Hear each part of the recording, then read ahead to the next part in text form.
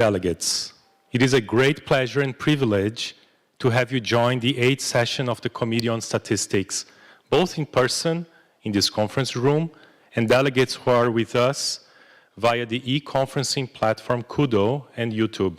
Welcome everyone. My name is Dayan Shayani. I'm a statistician in the Statistics Division of ESCAP, and it is my honor to be your MC for this event.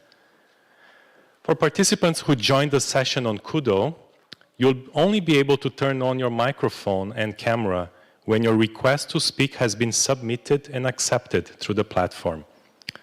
Kindly note that remote simultaneous interpretation of the proceedings is provided by the United Nations for the purpose of facilitating communication, in light of the fact that there are 6 official languages of the United Nations, 4 of which are used at ESCAP. Participants using Kudo and joining via YouTube, please be aware you can select your language of choice within the platform. Participants are requested to be mindful of the additional difficulties experienced by interpreters when working in remote mode, and of the increased likelihood of disruptions to the audio feed to the interpreters. Only the speech or intervention in the original language is authentic and constitutes an authentic record of the proceedings. In case of any inconsistency between the interpretation and the speech or intervention in the original language, the latter shall prevail. In addition, interpreters servicing remote meetings cannot be held liable for interruption of service, pixelation, freezing, or loss of visual input, partial or complete loss of audio, audible artifacts, unauthorized access to personal or confidential data, leaking of information due to inadequate soundproofing and/or data loss. Delegates who attend in person are encouraged to register their intention to intervene prior to the beginning of an agenda item. You may do so Secretariat at the conference office desk located on the right, using the provided forms. For delegates who join online via Kudo, if you haven't yet submitted the speaker request form, you are encouraged to inform the Secretariat in advance by sending us an email to stat.unescap@un.org. Delegates who register their intention to speak prior to the beginning of the agenda item will be given priority. Considering the hybrid setup for this committee, this session of the committee has been condensed to 4 hours per day, from 10 to 12 in the morning and from 14 to 16 hours in the afternoon on the 23rd and 24th of August, and from 14 to 16 hours on the 25th of August. We therefore kindly request your support in tailoring your interventions to issues for discussion or action only, and to keep your interventions to no more than 3 minutes. The Secretariat will assist the Chair in keeping the time. A timer will be displayed on the screen, which will count down the 3 minutes. You will also be alerted when your 3 minutes are up and will be asked to wrap up your intervention immediately. Thank you for accommodating this so that we can give as many delegates as possible the opportunity to speak. Regarding the report for the 8th session, only key decisions made during the session will be captured in the report to be considered for adoption on the final day of this committee session. Proceedings will be captured separately in an account of proceedings to be made available after the committee session and annexed to the report. The account of proceedings will be shared within a week of the conclusion of the committee for delegates to respond to potential factual inaccuracies. Finally, although the legal requirement to wear face masks while in public spaces has been removed by the Government of Thailand as per the Royal Thai Gazette entry of Friday, 24 June 2022, the Ministry of Public Health recommends maintaining the use of face masks to reduce the risk of infection. Whilst visiting the UN premises, we encourage all participants to wear a face mask. It is also recommended that face masks are worn in all common indoor areas, particularly where social distancing is not possible. If you don't have a face mask, please contact the Secretariat at the conference office desk located on the right to get one. Thank you for your attention on these matters. Distinguished delegates, to open the 8th session of the Committee on Statistics, please join me in welcoming His Excellency Mr. Chaiwut Tanakama Nuson, Minister of Digital Economy and Society of the Government of Thailand, Ms. Armida Saucialis Jabana, Under-Secretary General of the United Nations and Executive Secretary of ESCAP, Mr. Gogita Todratse, Executive Director of the National Statistics Office of Georgia and Chair of the 7th session of the Committee on Statistics, Mr. Stefan Schweinfest, Director of the United Nations Statistics Division, who joins us virtually, and Ms. Rachel Bevan, Director of the Statistics Division of ESCAP. May I now invite Ms. Armida Saucialis Jabana, Under-Secretary General of the United Nations and Executive Secretary of ESCAP, to deliver her welcoming remarks. Madam, you have the floor.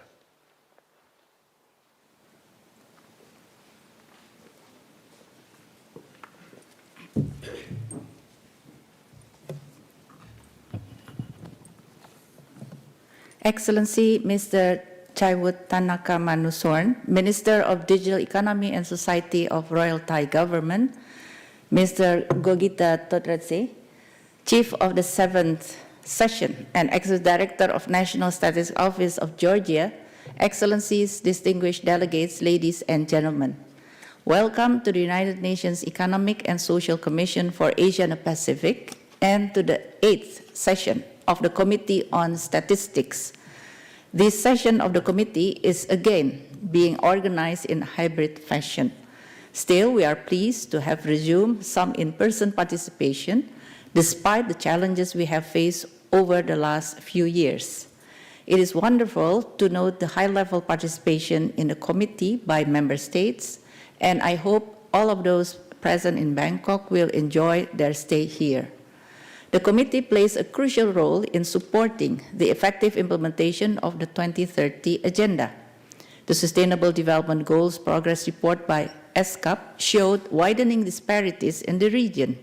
COVID-19 has been a considerable challenge for all Asian and Pacific countries and for all of us as individuals and communities.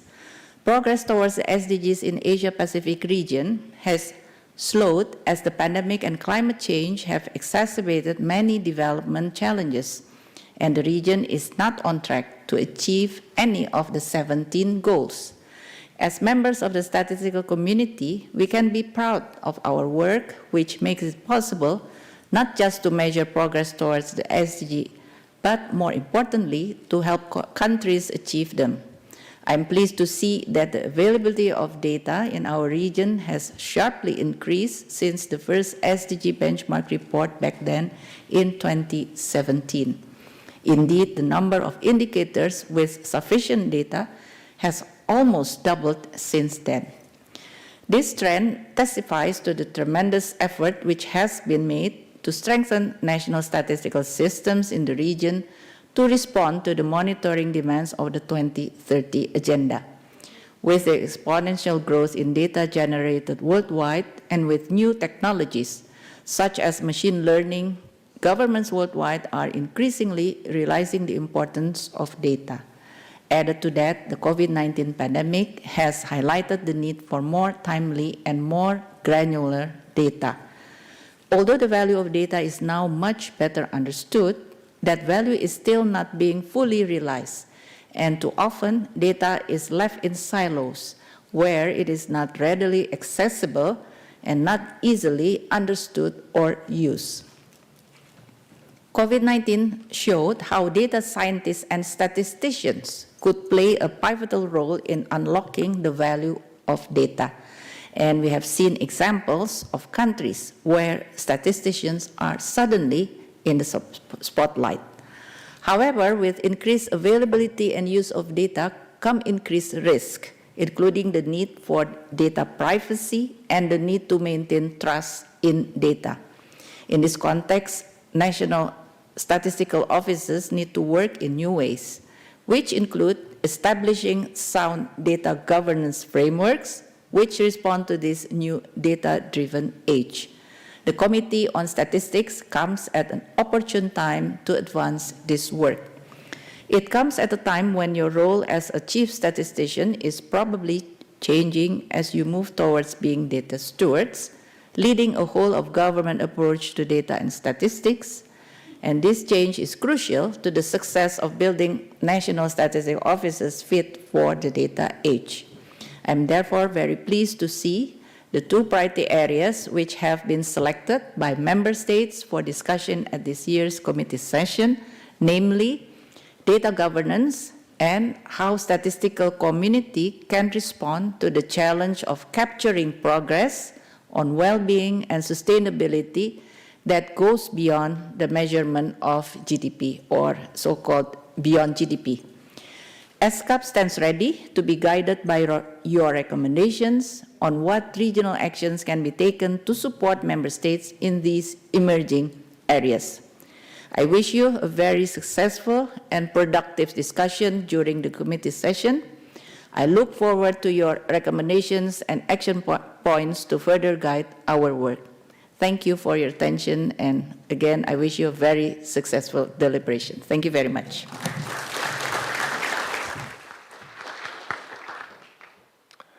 Thank you, Madam Executive Secretary.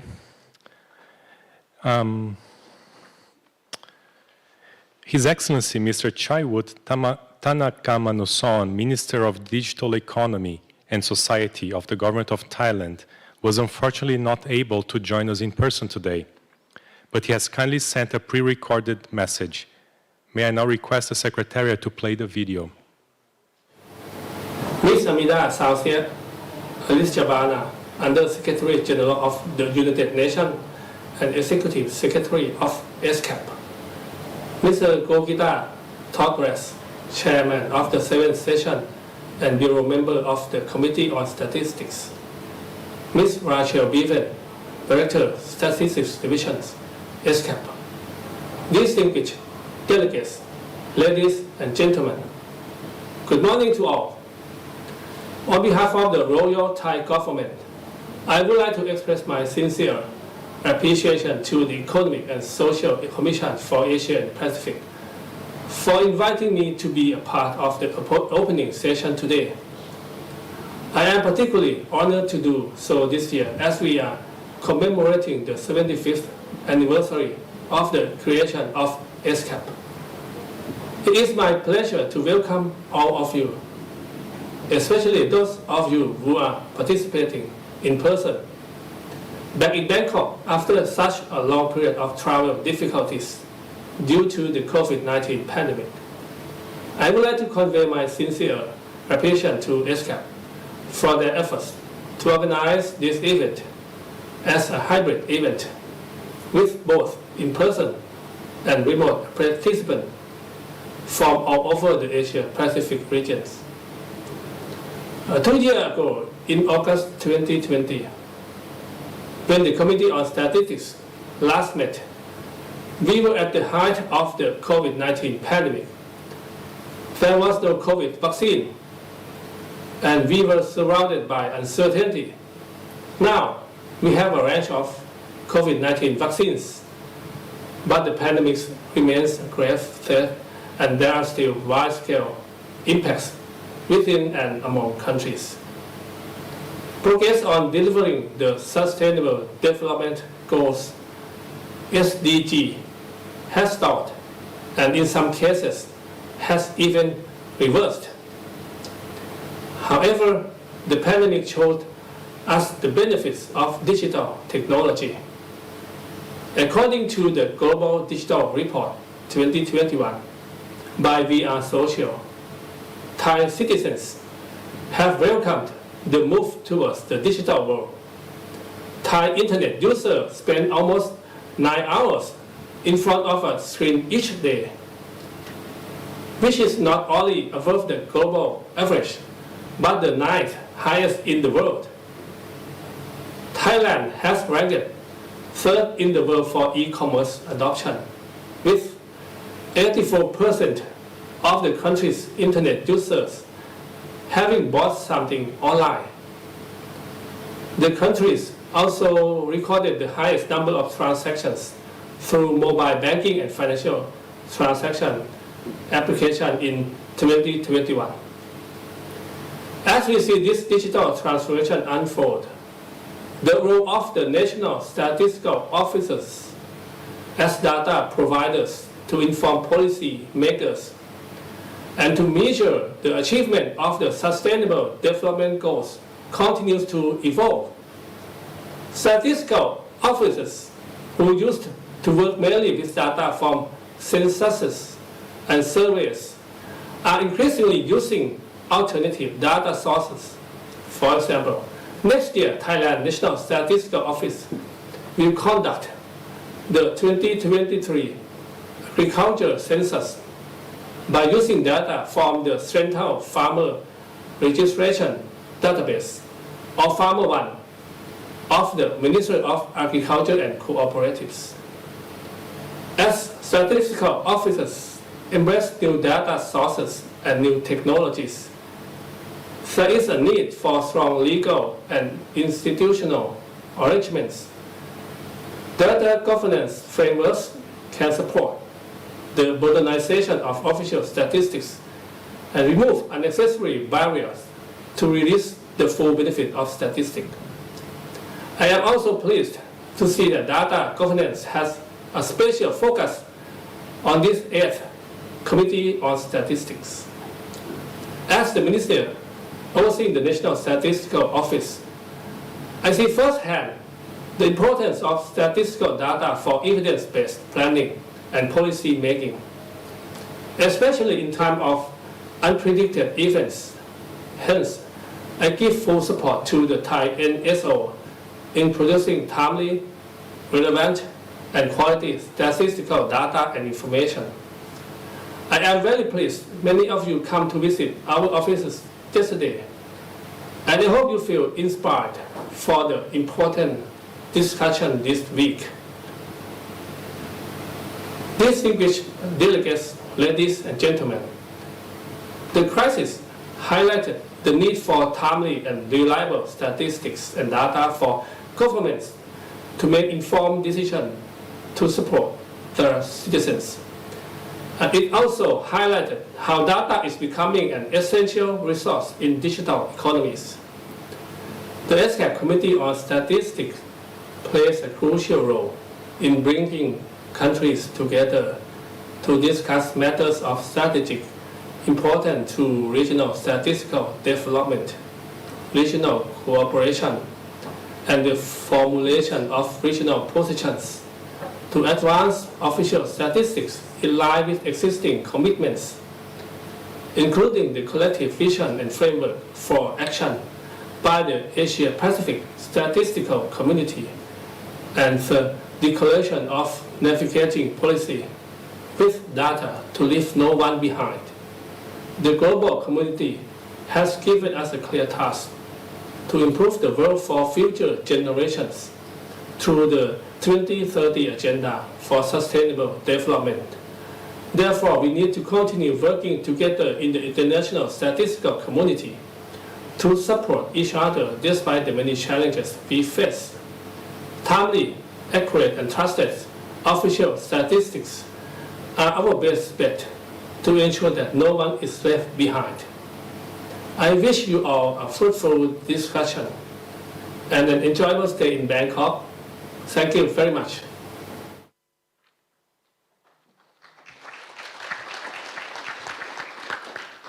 Thank you, Excellency.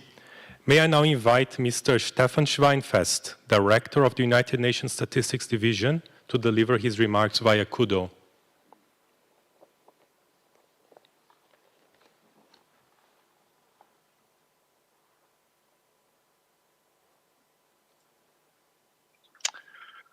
Your Excellencies, dear statistical colleagues and friends, I'm honored and very pleased to speak to you today. I may be far, but I'm certainly close in spirit as you celebrate our professional statistical community.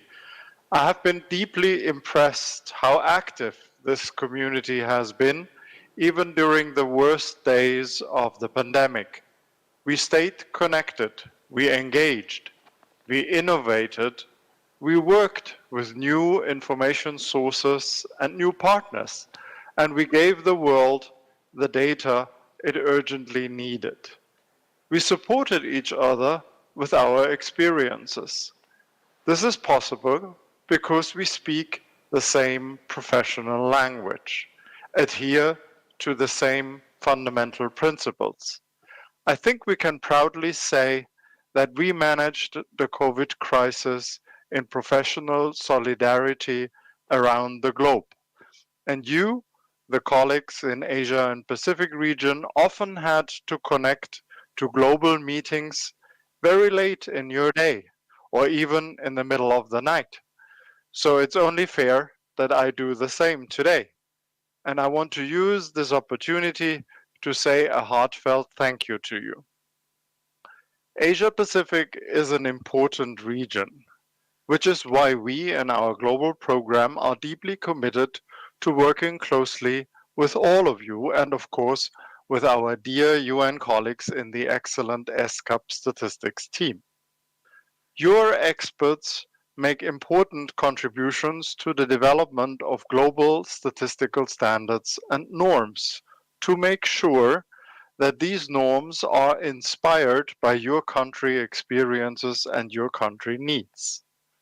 I can see from your agenda that you have an excellent mix of classical statistical programs such as economic statistics and civil registration, and new innovative topics such as data governance and new integrated measures beyond GDP.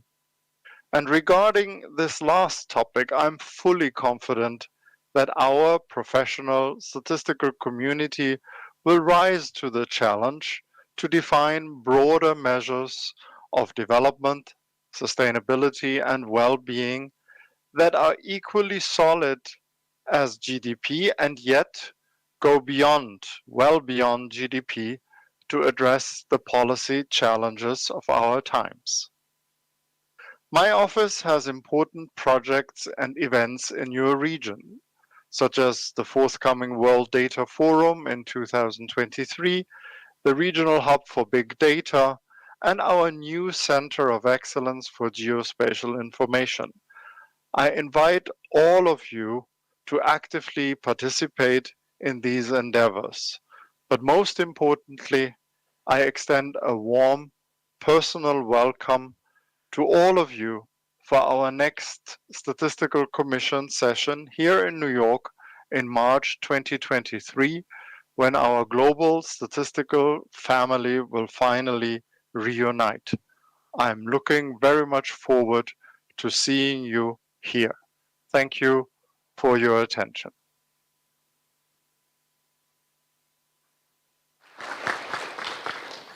Thank you, Mr. Schweinfest.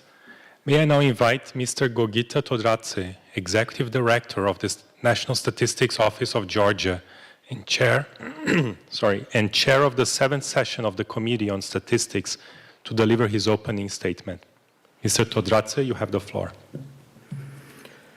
His Excellency, Mr. Chaiwood Tanakamanosur, Minister of Digital Economy and Society, Royal Thai Government, Mrs. Armida Salia Alisjabana, Under-Secretary General of the United Nations and Executive Secretary of ESCAP, Excellencies, distinguished delegates, ladies and gentlemen.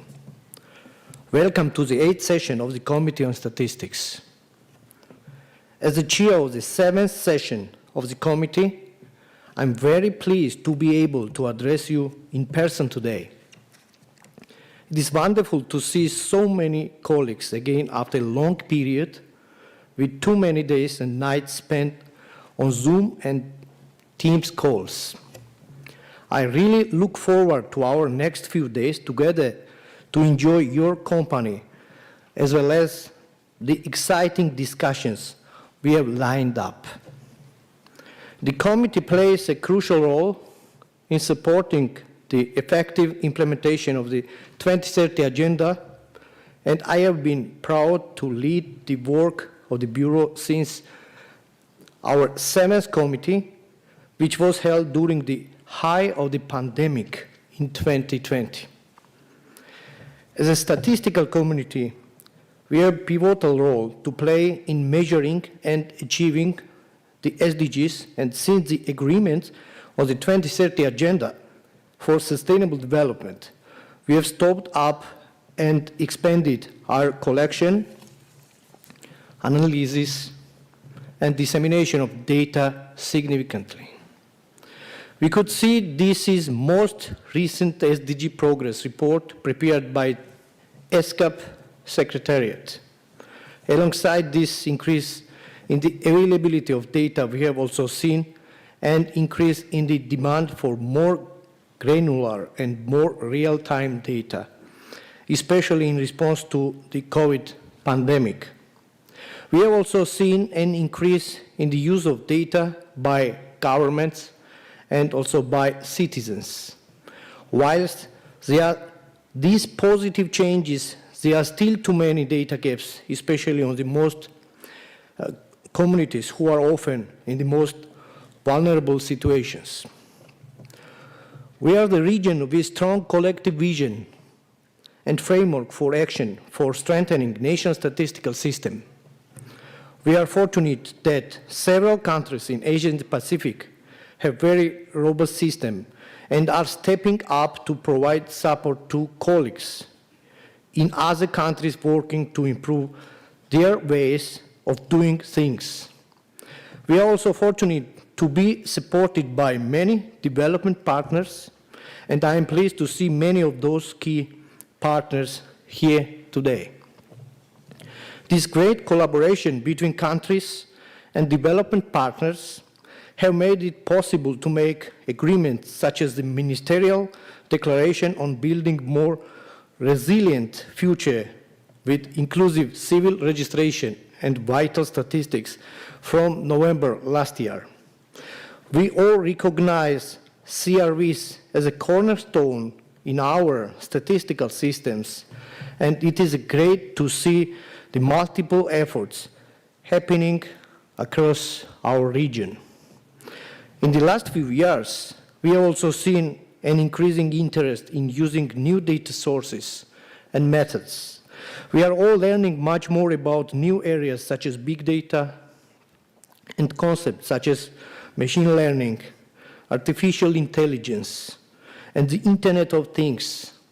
More importantly, we are also gradually understanding what this means for our statistical system, our human resources, as well as our roles as national statistical offices. The StatCafés, organized by ESCAP, has been a great inspiration for myself, my staff, and dedicated statisticians across Asia and the Pacific. It seems like every week we are learning of new experiments, whether it is using mobile phone data for tourist statistics on migration, using geospatial data to measure agriculture, or using scanner data to monitor prices. In all of this, we are seeing how new data sources can be used alongside traditional data sources like the census and administrative data. More and more, we are seeing the huge potential that these new data sources are able to offer us. The StatCafés have also given us a chance to learn about new initiatives, standards, and programs that can support our own statistical systems. But with increased complexities and endless opportunities for innovation, the functions of our institutions will need to continue to change. This week will provide an opportunity for us all to learn from each other and how we can better embrace these changes. It will allow us to seek inspiration to do our jobs at home even better, to rekindle our friendship, and to develop new friendships and new partnerships. Excellencies, ladies and gentlemen, I'm very delighted and proud of having the opportunity to address you as the outgoing chair of the Bureau. I thank you for all the confidence placed on my country and me personally, and for the great honor of serving as a chair. Together with the Bureau members, I endeavor to do my very best by discharging our responsibilities with dedication, professional ethics, and principles that guide the international statistical community to ensure that this Committee on Statistics would have more opportunities to achieve its goals and successful conclusions. Once and again, I'd like to thank my fellow colleagues to the honor. I'm sure we will have very successful and productive discussions this week, and I look forward to working with you now and in the future to carve out our role in governing data beyond 2030. I'm confident that the newly proposed Bureau will provide the leadership and experience necessary to continue the important work of the committee over the next 2 years. I assure you that Georgia is your true partner who will continue supporting the Bureau in its efforts to accomplish its tasks on the way of setting statistical priorities in the region. Thank you for your attention.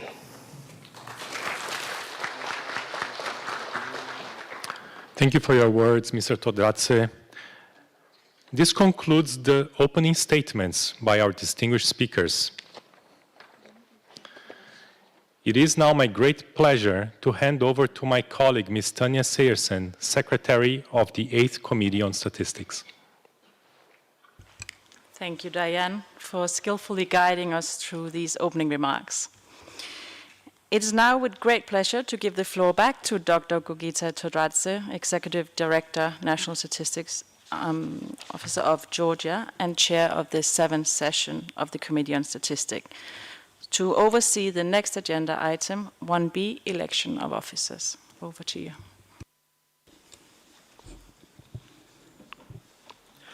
Distinguished delegates,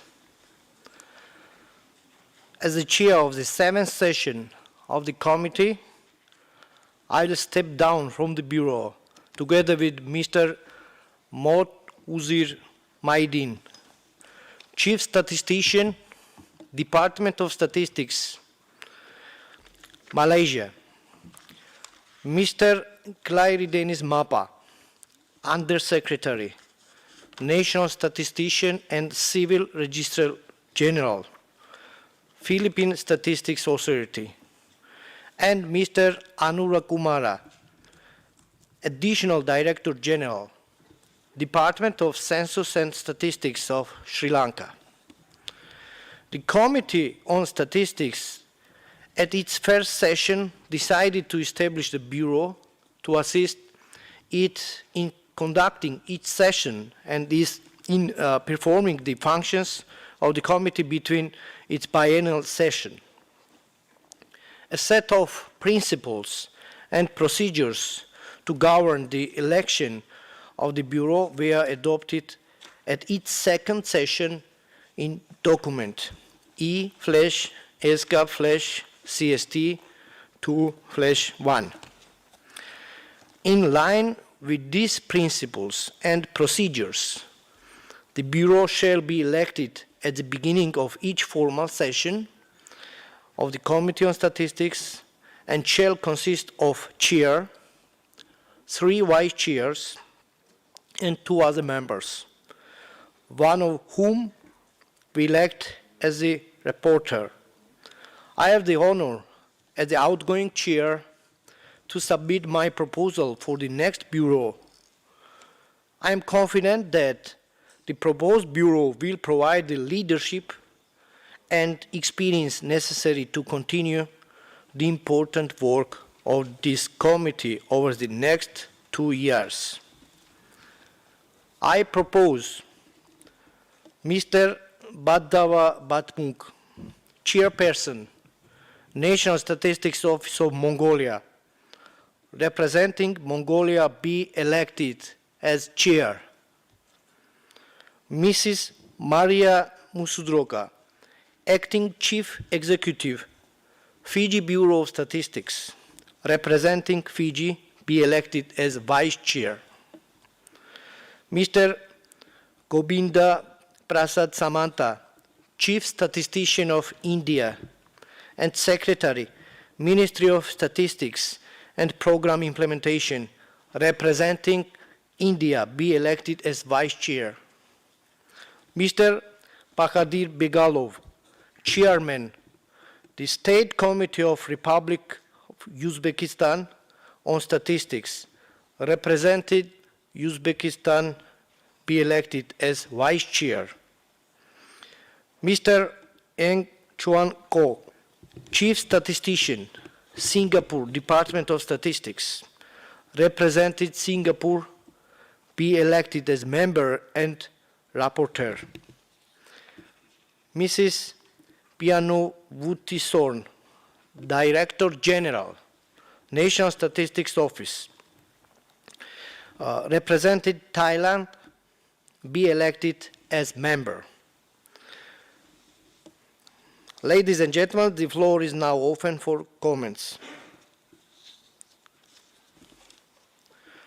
I recognize the distinguished delegate of the Philippines. Sir, you have the floor. Thank you, Mr. Chair. The Philippines supports the members of the 8th session of the Committee on Statistics. I support the outgoing chair on his nomination of the incoming members. Thank you, Mr. Chair. Thank you, distinguished delegate of Philippines. I recognize the distinguished delegate of Vanuatu. Sir, you have the floor. Thank you, Mr. Chair. I would like to second the proposed Bureau members and to fully agree with the proposal to support the new members of the Bureau, and to thank the outgoing Bureau for their efforts. And I believe the suggested Bureau are well placed to lead us all towards our collective vision. Thank you. Thank you, distinguished delegates of Vanuatu. Would any other delegation wish to take the floor?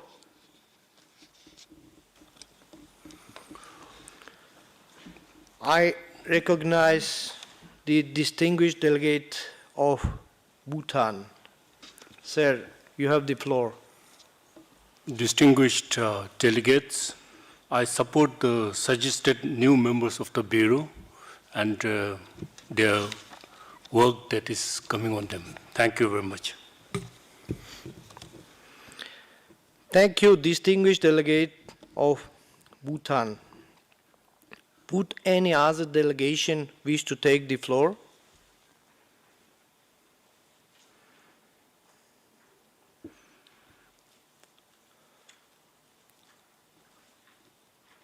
I see none.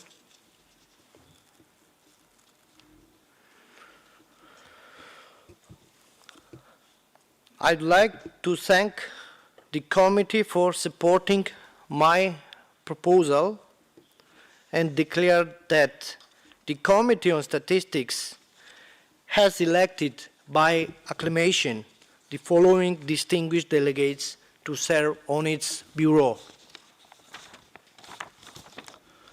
As Chair, Mr. Baddawa Batmunk, Chairperson, National Statistics Office of Mongolia, representing Mongolia.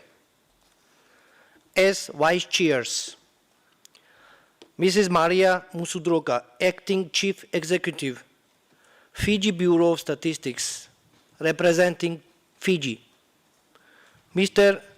Gobinda Prasad Samanta, Chief Statistician of India and Secretary, Ministry of Statistics and Program Implementation, representing India. Mr. Bakodir Begalov, Chairman, the State Committee of the Republic of Uzbekistan on Statistics, representing Uzbekistan. As members, Mr. Eng Chuan Ko, Chief Statistician, Singapore, Department of Statistics, representing Singapore as member and reporter of the 8th session of the Committee on Statistics, and Mrs.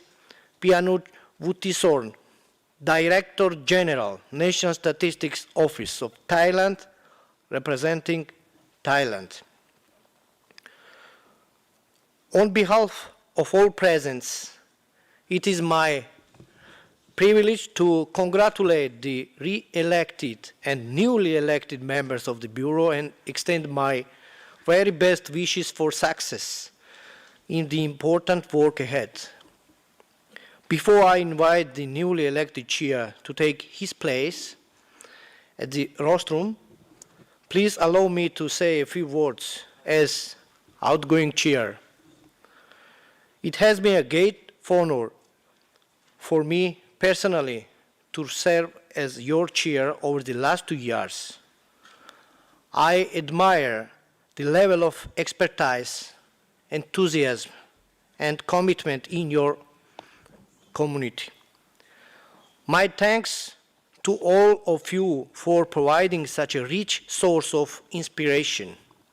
The last 2 years during the COVID-19 pandemic have been a difficult time for us all, and I could not have performed my role as the chair without my friends and colleagues who served with me on the Bureau. Your generosity of spirit and support have ensured my tenure as the chair of the Bureau has been not only a wonderful learning opportunity, but also a very great pleasure. I now have the honor to invite Mr. Baddawa as the new elected chair to take his place at the rostrum.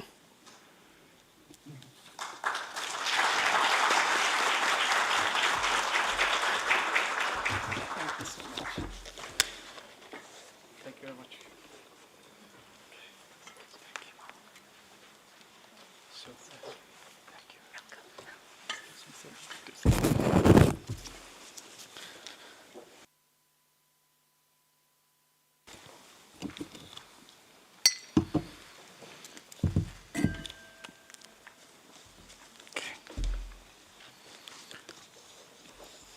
Mr. Todres, thank you very much for your kind introduction. Excellency and distinguished delegates, I thank you all for the confidence placed in me to serve as your chair and the great honor you have bestowed on my country and me. Together with the honorable vice chairs and members, I shall endeavor to do my best to discharge the responsibilities of serving as your chair with the support from the ESCAP Secretariat. Please also let me express my great appreciation to Georgia, Malaysia, the Philippines, and Sri Lanka, the outgoing members of the ESCAP Committee on Statistics, for their extraordinary contribution to the Committee on Statistics and the Bureau. The members of Bureau and I shall do our best to ensure that this Committee on Statistics achieves its objectives and reaches a successful conclusion. We pledge to honor your trust by discharging our responsibilities with dedication, professional ethics, and principles that guide international statistical community.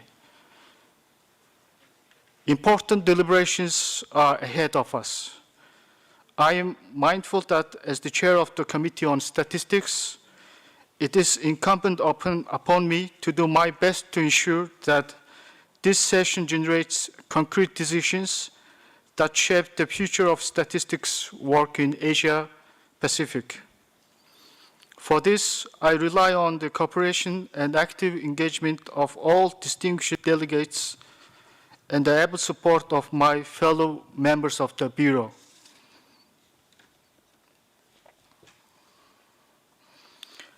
Distinguished delegates, let us now turn to agenda item 1C on the adoption of the agenda as presented to you in the document ESCAP CST 2022 L.1 Revision 1. Are there any comments on this agenda?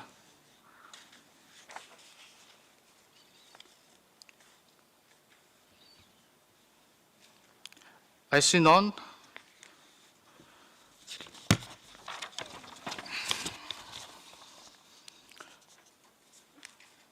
For the provisional agenda as contained in the document ESCAP CST 2022 L1 Rev 1 is adopted. Distinguished delegates, this concludes agenda item 1.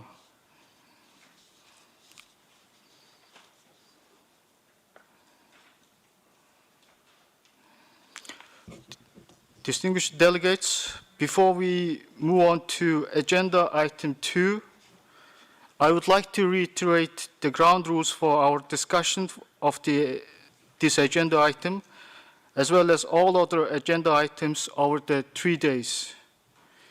Given a compressed schedule for this meeting, we ask for your support to tailor your interventions mainly to issues for discussions or action only, to keep your interventions to no more than 3 minutes. I strongly urge delegations to keep interventions brief and focused. Please keep an eye on the timer displayed on the screen. You will be alerted by the Secretariat when your 3 minutes are up and will be asked to wrap up your intervention immediately.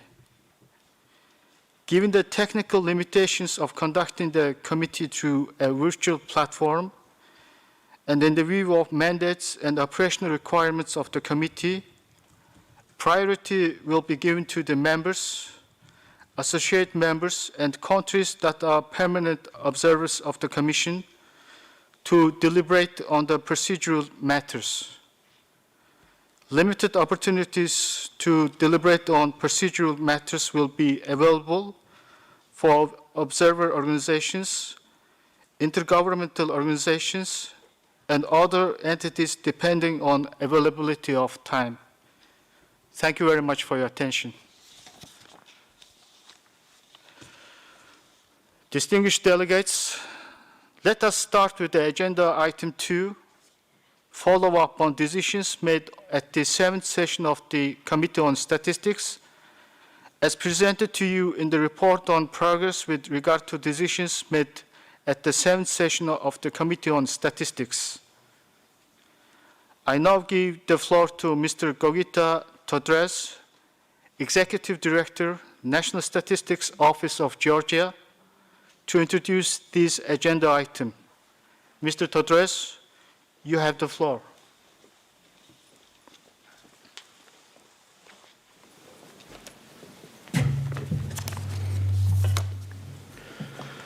Thank you, Mr. Chair. Distinguished delegates, ladies and gentlemen, it is my pleasure to introduce you agenda item 2, follow up on decisions made at the 7th session of the Committee on Statistics. As per the annotated agenda for the session, under this agenda item, we, the members of the committee, are invited to take note of the report on progress regarding the decisions we made during our last committee meeting in 2020.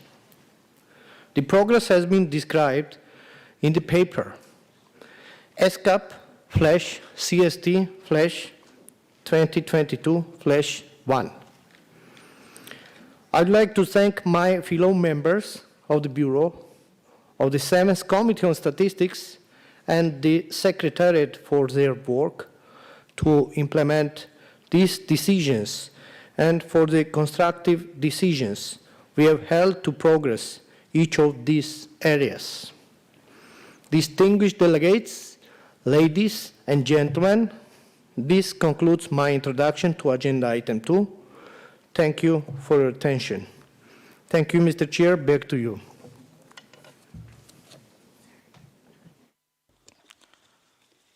Thank you, Mr. Todres. Distinguished delegates, the floor is open for comments on Agenda Item 2. To maintain order and for the delegations to be ready to take the floor, when I call on the speaker, I will also announce the delegation next in line. Some quick reminders for those joining us via the e-conferencing platform Kudo. To request for the floor, please kindly click on the Request to Speak button. When your request is accepted by the Secretariat and you are called upon to take the floor, please kindly click the mic on and camera on buttons on the toolbar at the bottom of your screen.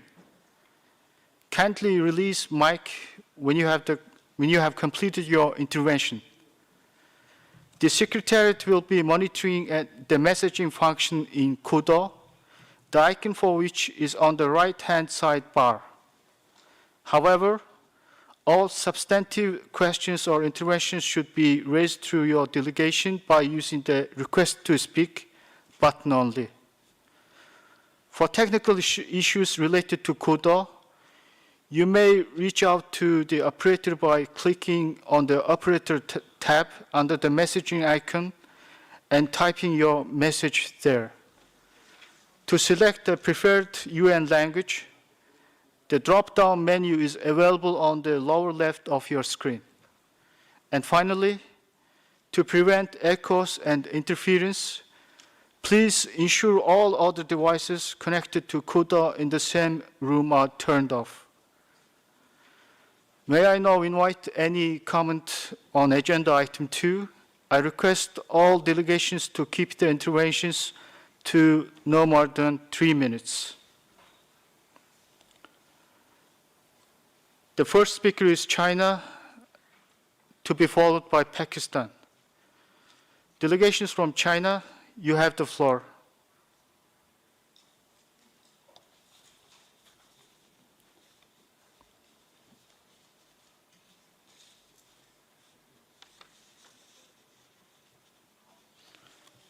Delegate from China, it seems you have released your mic. Please click Request to Speak again.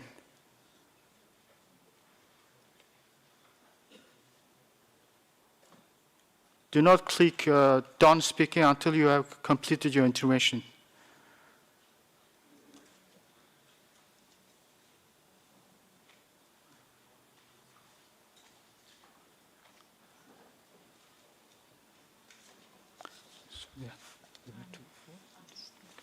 They're supposed to be up there, but they're not.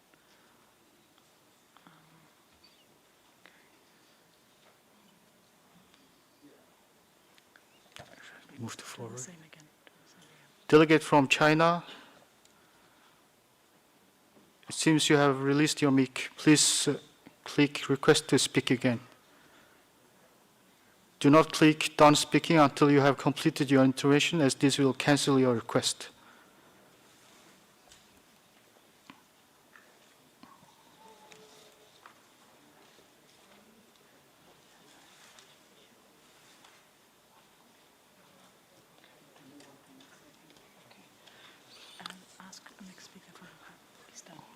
While we wait for delegates from China to be ready, we invite delegates from Pakistan to make the intervention.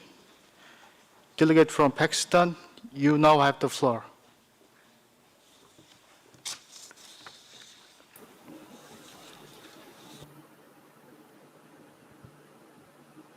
Thank you, Chair. Progress and decisions during summit meeting of the agenda on statistics have been elaborated in the agenda. The committee decisions are supported regarding official statistics to meet the 2030 agenda, navigating policy with data to leave no one behind, mainstreaming of gender in the working on statistics, work for statistics on disaster and environment, civil registration and vital statistics, accounting system for national accounts, and then NSOs, use of big data to generate official statistics and capacity building in the national statistics system of each member country. The progress on the decisions is highly appreciated.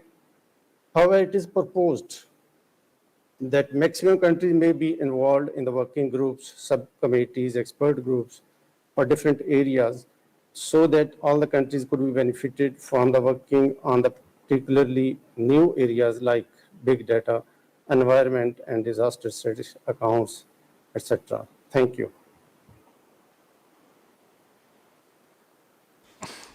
Thank you very much, Mr. Amjad Javed from Pakistan, for your statement. Now I invite the delegation from China to make their intervention. 听到吗？听到。谢谢主席。首先祝贺您成功当选第8届统计委员会主席。那么过去2年，亚太统计委员会围绕可持续发展的共同愿景和行动框架，以及关于这个用数据为政策导航，不让任何人掉队的宣言2份重要区域性文件的实施，开展了大量卓有成效的工作。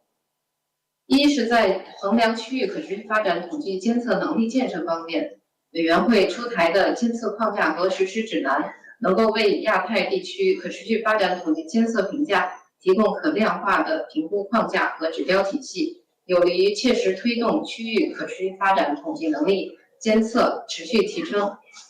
二是在加强性别统计方面，我们支持委员会提出的相关工作举措，特别是高度认同将性别视角纳入相关统计领域考虑。性别统计是可持续发展目标统计监测的重要实施路径之一，也是包括中国在内的发展中国家统计机构开展可持续发展统计监测的短板弱项和数据缺口所在。三是在加强综合统计核算方面，我们赞赏亚太统计委员会在推动亚太区域参与 SNA 2008修订方面开展的工作和取得的进展。中国国家统计局持续推进实施 SNA 2008和中国国民经济核算体系2016，同时积极探索分领域相关产业核算，在数据资产核算、数字经济核算、文化旅游、健康体育等等产业核算方面进行了深入的研究和探索实践，努力拓展核算范围，全面准确反映国民经济运行状况和重大比例关系。四是在大数据应用于官方统计方面，我们赞赏亚太统计委员会面对新冠肺炎疫情影响，积极应用大数据等新数据源，推进政府统计的探索和实践。高度认同委员会指导下相关工作组开展的应用大数据方面的工作和重要建议，特别是通过统计立法明确大数据资源所有方与国家统计机构、政府统计机构的数据提供权责关系，以确保政府统计数据资源有效获取。五是在加强培训和能力建设方面，我们也高度统计沙龙、咖啡沙龙系列活动的举办，这些活动为区域统计工作者在经济统计和知识分享和交流方面提供了有益平台，特别增进了青年统计工作者的责任感、专业度和从事统计工作的热情。谢谢主席，我的发言就这些。Thank you very much, Delegate from China, for your statement. Would any other delegation like to raise any other matters on this agenda item at this time?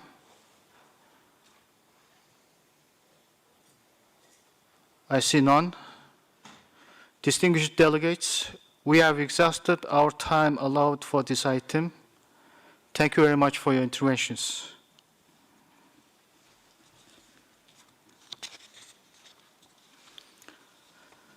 Distinguished delegates, we are now moving to the agenda item 3, progress on strengthening national statistical systems for the implementation of the 2030 Agenda for Sustainable Development. This morning, we are going to discuss agenda item 3A, monitoring progress in line with the document entitled Advancing Official Statistics for the 2030 Agenda for Sustainable Development, a collective vision and framework for action by the Asia-Pacific Statistical Community, and the Declaration on Navigating Policy with Data to Leave No One Behind. Two documents are prepared by the Secretariat for this agenda item. Summary of progress towards commitments contained in the collective vision and framework for the action and Declaration on Navigating Policy with Data to Leave No One Behind, ESCAP/CST/2022/2 and report on progress towards commitment contained in the collective vision and framework for action and the Declaration on Navigating Policy with Data to Leave No One Behind, SCAP/CST/2022/INF/1. May I now invite Mr. Arman Bitterbacht-Nia, statistician in the Statistics Division, ESCAP, to introduce this agenda item. Mr. Bitterbacht-Nia, you now have the floor. Thank you, Mr. Chair. Distinguished delegates, ladies and gentlemen, good morning. I have the pleasure to introduce to you agenda item 3A, and I would like to start with a brief background. Next slide, please.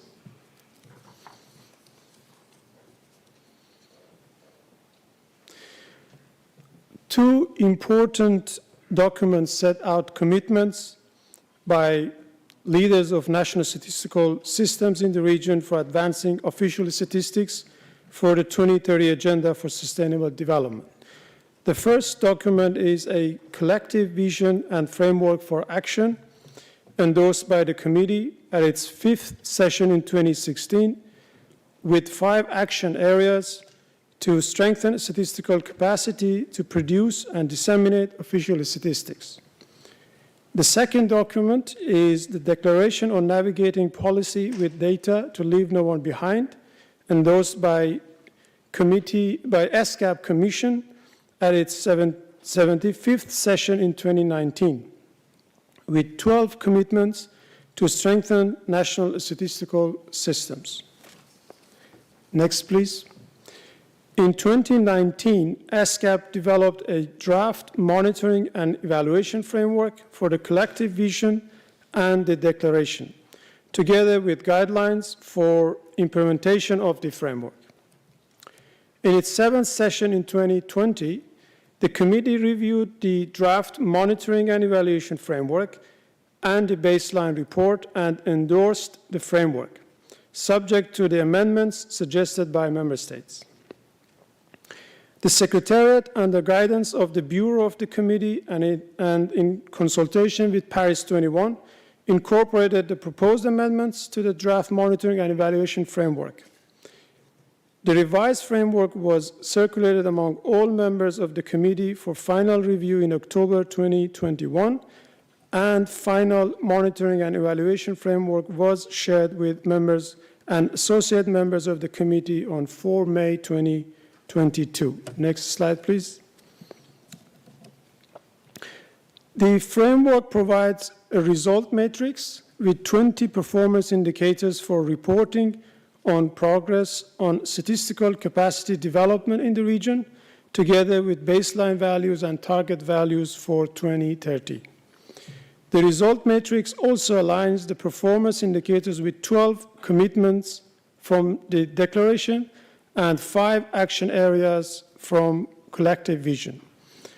The framework also provides metadata for each performance indicator to support production of the report and updating process.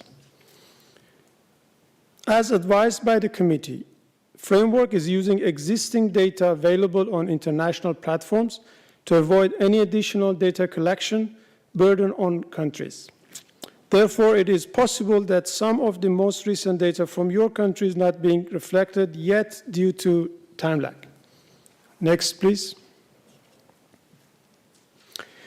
The summary of the findings of analysis of these indicators is presented in document ESCAP/CST/2022/2 and also information paper ESCAP/CST/2022/INF/1 also provides more detailed analysis of the results, but here I only highlight key findings of the report. The region has made sufficient progress on nearly 1/3 of the performance indicators. However, improvement or a breakthrough is still needed on 9 out of 20 indicators. The region has unfortunately regressed in 2 areas, which are investing in statistical development and use of statistics in policy making. Next. ESCAP has also created a dashboard of progress based on the monitoring and evaluation framework, which you can access on the Asia-Pacific SDG Gateway. Next, please.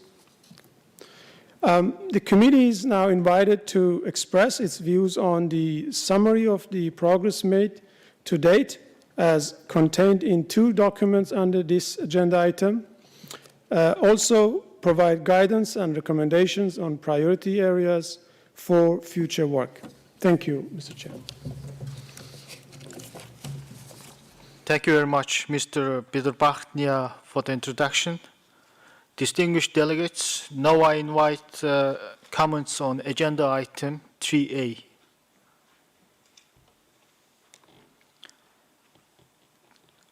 The first speaker is Nepal, to be followed by China.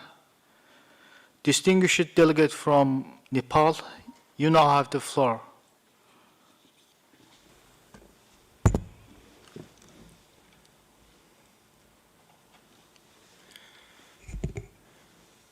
Thank you, and congratulations and best wishes to all newly elected chair, vice chair, and members. Namaste and very good morning to all of you. Mr. Chair, Your Excellencies, ESCAP members, distinguished delegates, ladies and gentlemen. I feel very honored to deliver a country statement on behalf of the government of Nepal on agenda item 3A related to the progress on strengthening the national statistical system in Nepal. The Central Bureau of Statistics is a nodal agency for the collection, consolidation, processing, analysis, publication, and dissemination of official statistics in Nepal. It was established in 1959 in accordance with the Statistical Act of 1958. You may be aware that in Nepal, the country's governance system has been transformed from a unitary structure to a federal structure, with state power divided into different tiers of the government, namely the federal government, provincial government, and local government. However, the structure and operation of the national statistical system have not been restructured to reflect the new system. It has had a significant impact on official statistics produced at the subnational level. The traditional method of data collection and reporting from the lower level to the central office has become more difficult nowadays.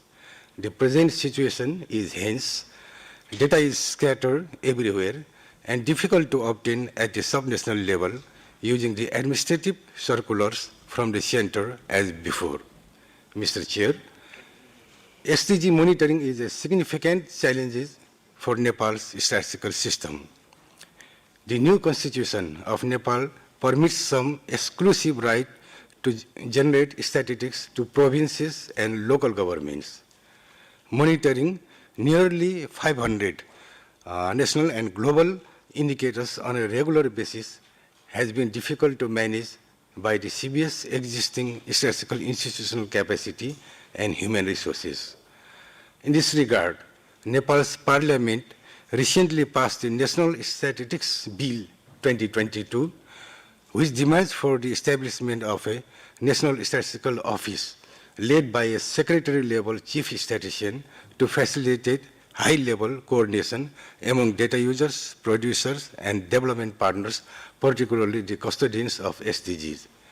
Therefore, among the primary tasks to be completed in coming days, implementation of the new Statistics Act, CBS restructuring, and redistribution of statistical human resources in various ministries and departments all need to be urgently addressed. In addition, a strong horizontal and vertical... Distinguished delegate from Nepal, your time is up. I kindly request you to wrap up your statement. Yeah. Finally, a strong horizontal and vertical coordination mechanism among national stakeholders and development partners would be required to be in line with the SDG monitoring process in Nepal. Finally, I would like to thank the organizers once again for giving me the opportunity to speak on behalf of my nation. Thank you very much. Thank you very much, distinguished delegate from Nepal. Now I invite delegate from China to make their statement, to be followed by delegates from Uzbekistan. China, you now have the floor. 谢谢主席，感谢亚太统计司同事刚才对这个落实2030年可持续发展议程监测评估进展情况的一个报告。我们高度赞赏亚太统计委员会秘书处为推进可持续发展目标统计监测所开展的一系列评价工作。从评价分析报告的结果来看，亚太区域可持续发展统计监测能力建设取得了一定的进展。但是同时，我们也看到某些指标评价结果也出现了一些这个恶化，这呢可能导致这个政府统计公信力、权威性这个带来挑战。为此，我们提出以下4方面建议：一是认真分析原因，通过更加详细的指标分解，找到指标成分成效弱化的区域分布和形成原因。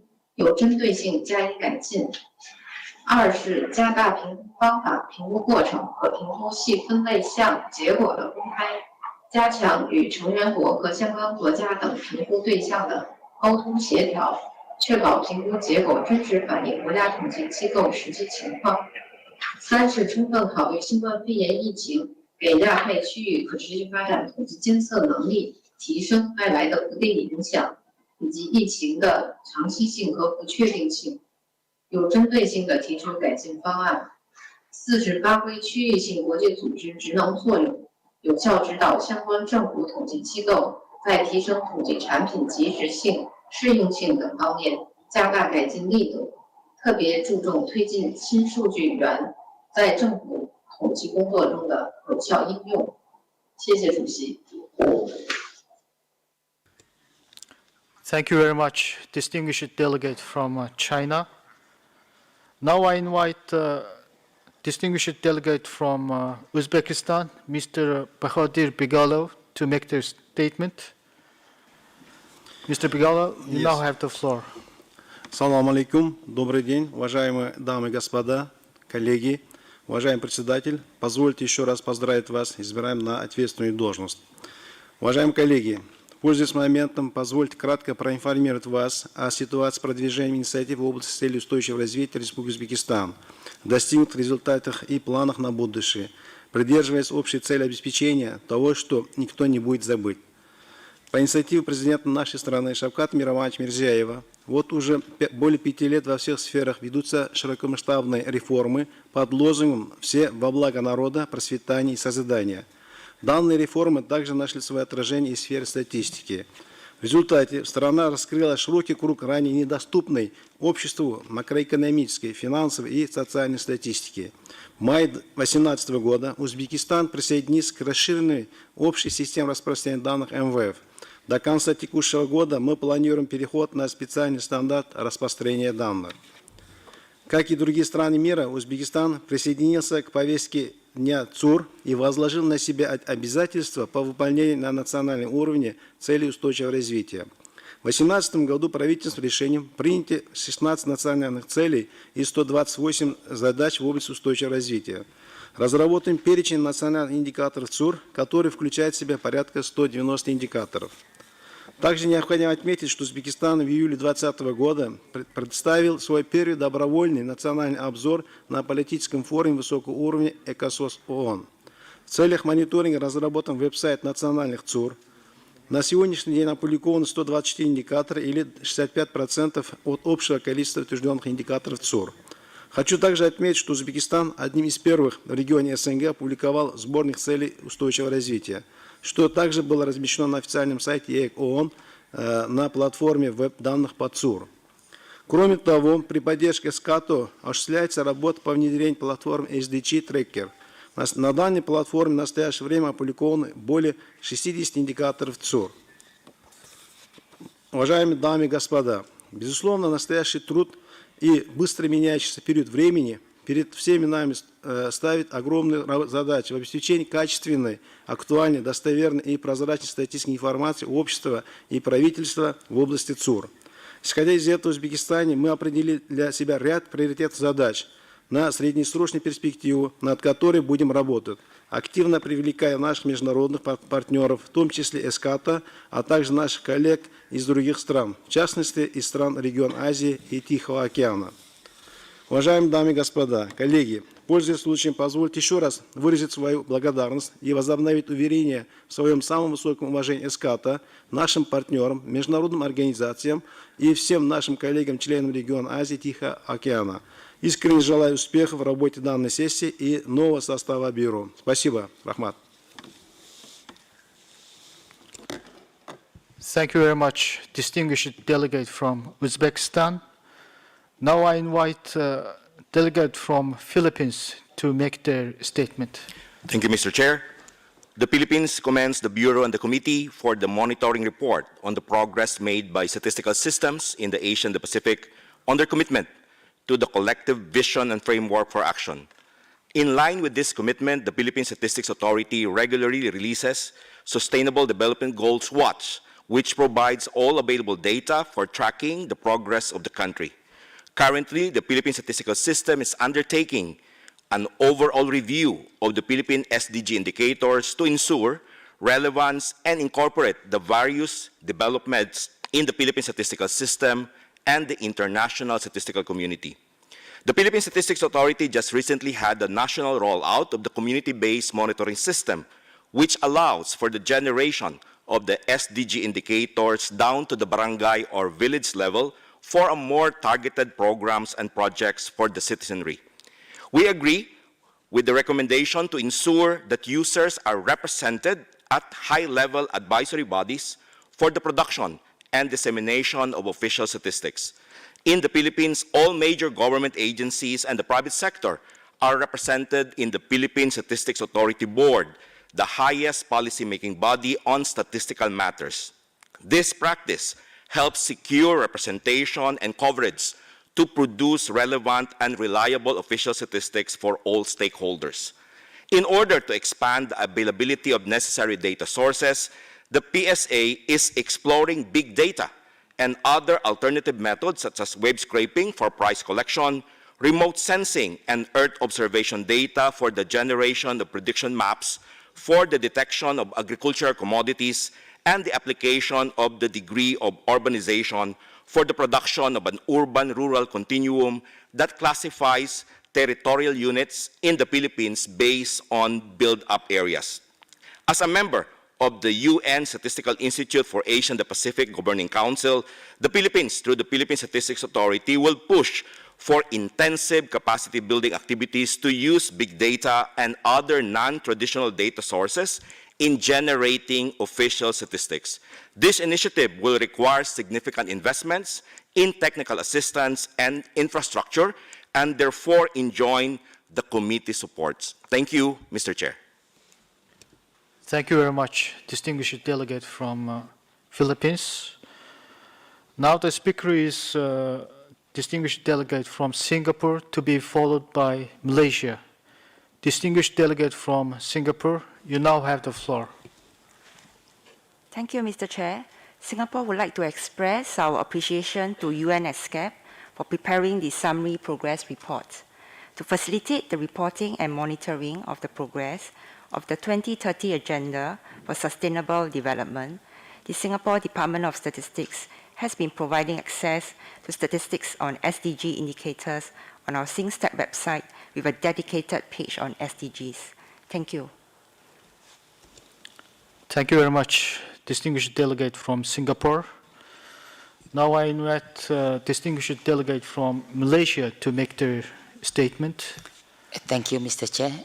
Distinguished delegate, ladies and gentlemen, Malaysia acknowledges the key finding of the progress report made by the statistical system in Asia and the Pacific on the 5 areas of action from the collective and the 12 commitments set out in the declaration.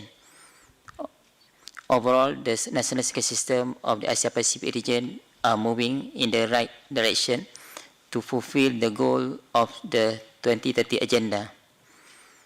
In Malaysia, we have enhanced its SDG governance on December 2021 with the improvement of structure of the technical committee. It involved multi-stakeholders such as the private sector and civil society to involve in the technical committee in order to strengthen the SDG governance. Malaysia has developed the SDG dashboard with full support from the United Nations country team as an interactive platform for SDG data dissemination. Besides, Malaysia also conducted a national household indicator survey to address the SDG data gap in achieving 2030 Agenda. It also is very important that in Malaysia, we really much focus to strengthen the use of social media in promoting the official statistics. Thank you, Chair.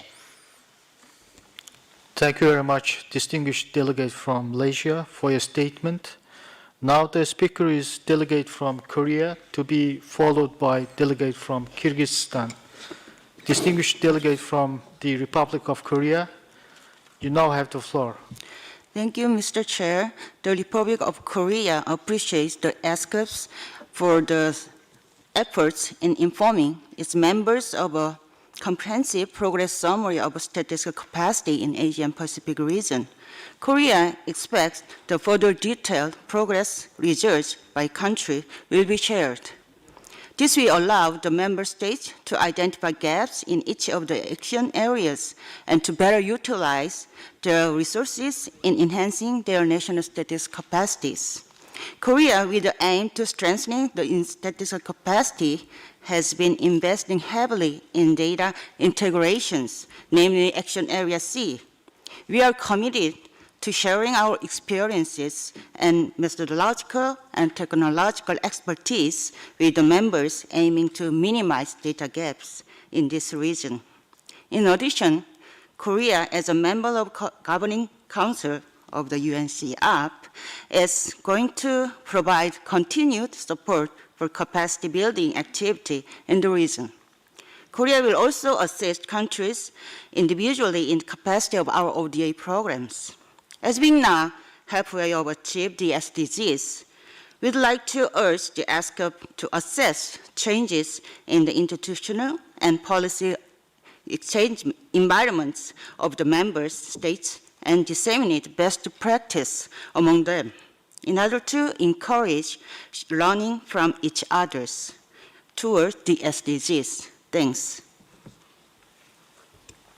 Thank you very much, distinguished delegate from the Republic of Korea. Now I invite distinguished delegate from Kyrgyzstan to make their statement. Kyrgyzstan, you now have the floor.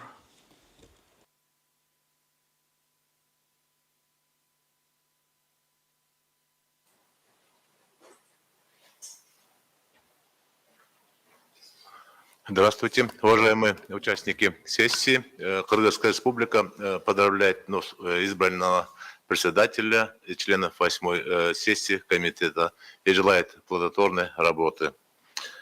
Позвольте выразить признательность за сотрудничество и поддержку, а также поблагодарить за приглашение принять участие в столь важном для нас всех мероприятии. Национальный статистический комитет Кыргызской Республики, рассмотрев вопросы повестки дня 8-й сессии, вносит следующие комментарии к пункту 3А. Национальный статистический комитет Кыргызской Республики благодарит комиссию за предоставленную информацию о прогрессе, достигнутом статистическими системами Азиатско-Тихоокеанского региона. Кыргызская Республика поддерживает инициативы в области привлечения пользователей и инвестиций в статистику, а также обеспечения качества статистики в укреплении доверия к ней. Кыргызстан регулярно проводит мероприятия по укреплению взаимодействия с пользователями статистики, а также повышению их статистической грамотности. Информируем, что статистическая система Кыргызской Республики на сегодня находится на этапе модернизации статистических производственных процессов, в рамках которых предусмотрен переход на новые технологии и методы сбора статистической информации.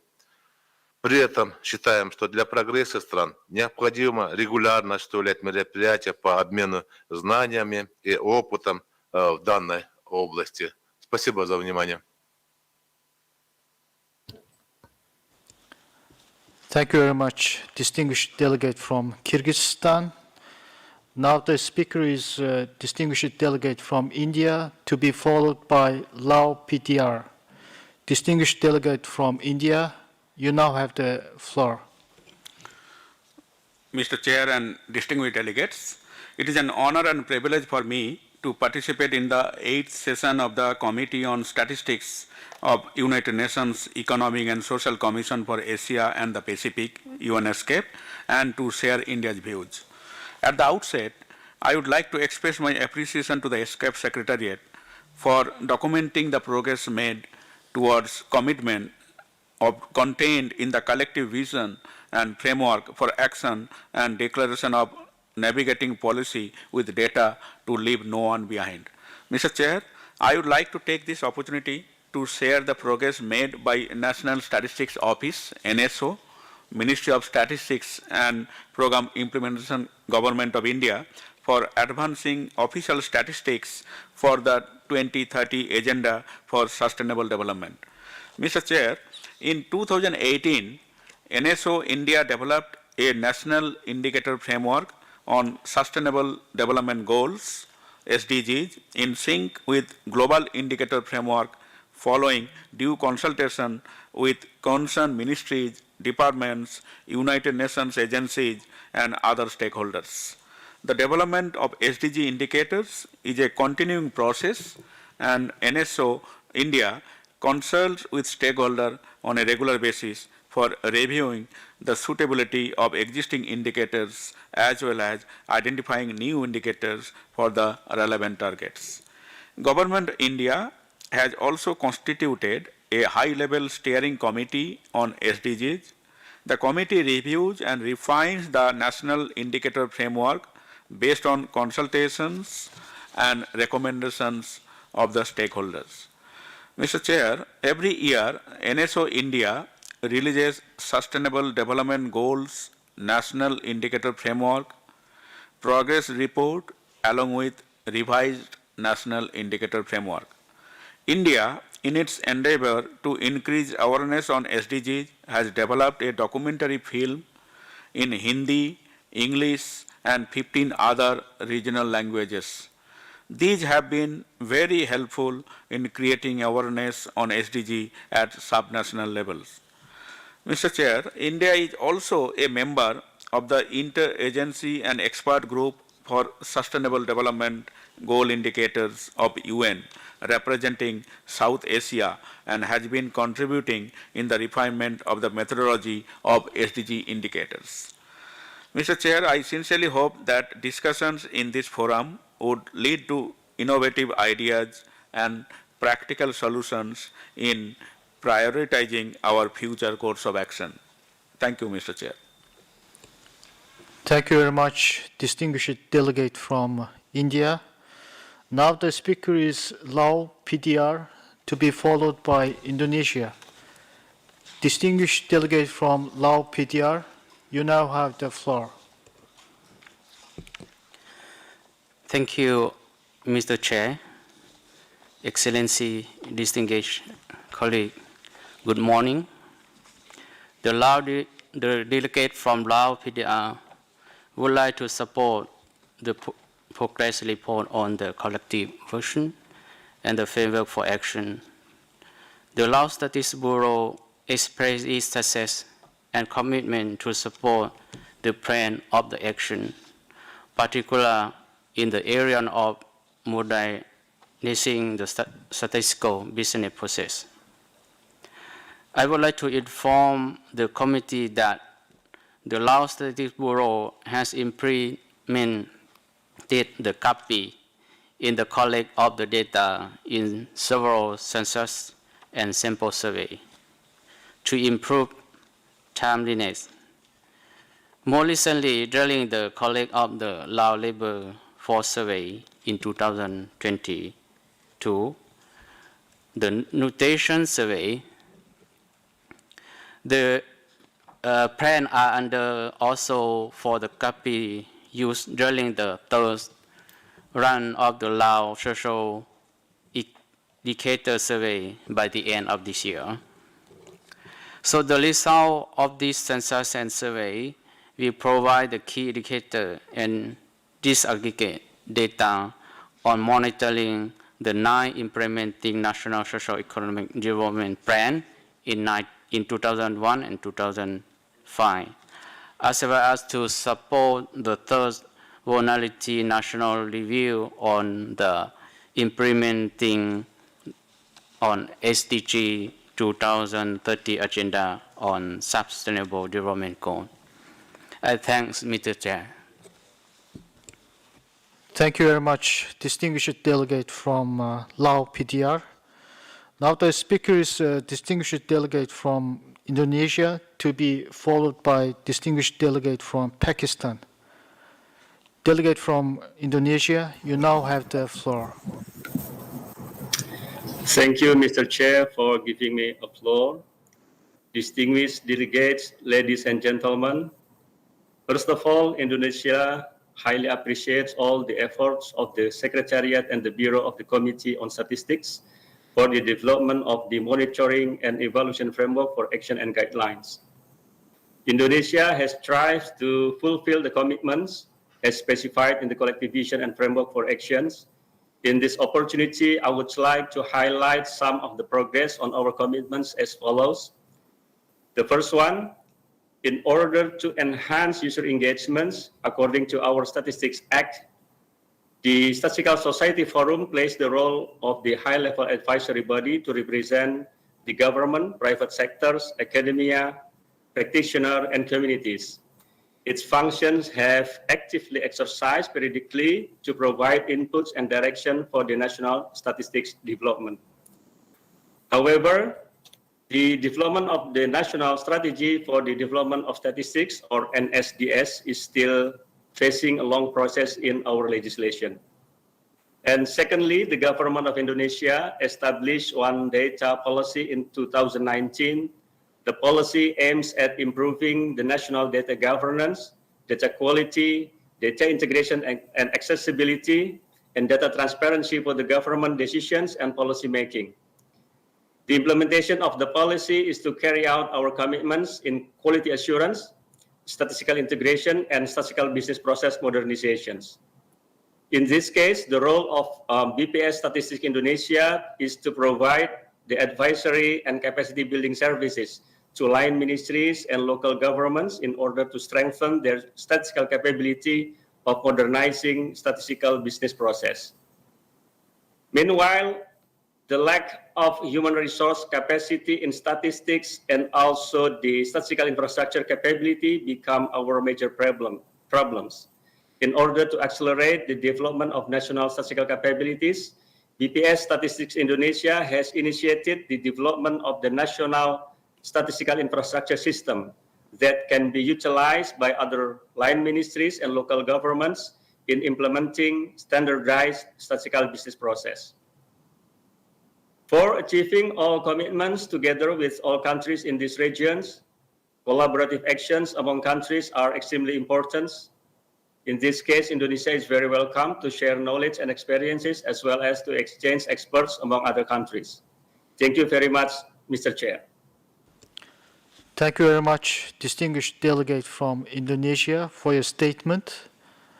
Now the speaker is distinguished delegate from Pakistan, to be followed by the distinguished delegate from the USA. Distinguished delegate from Pakistan, you now have the floor.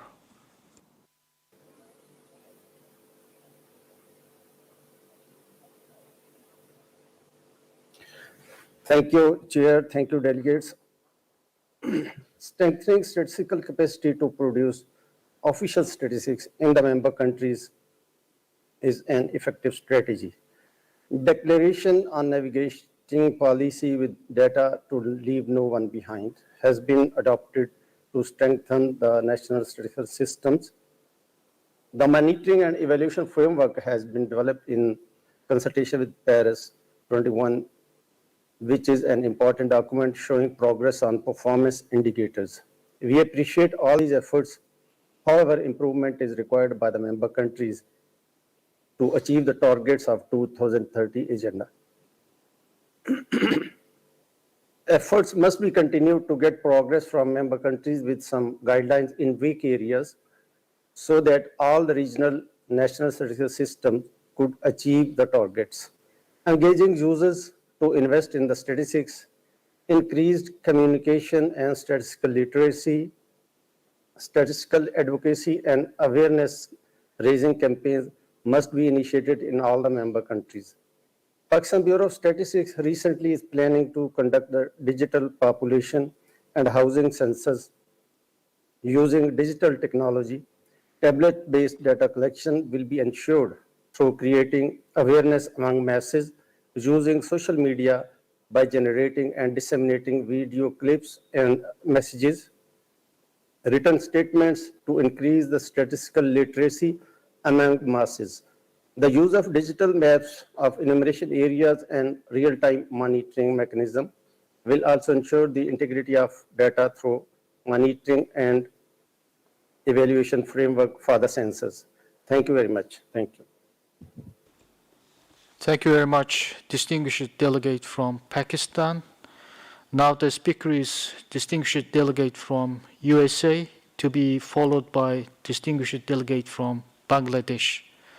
Distinguished delegate from the USA, you now have the floor.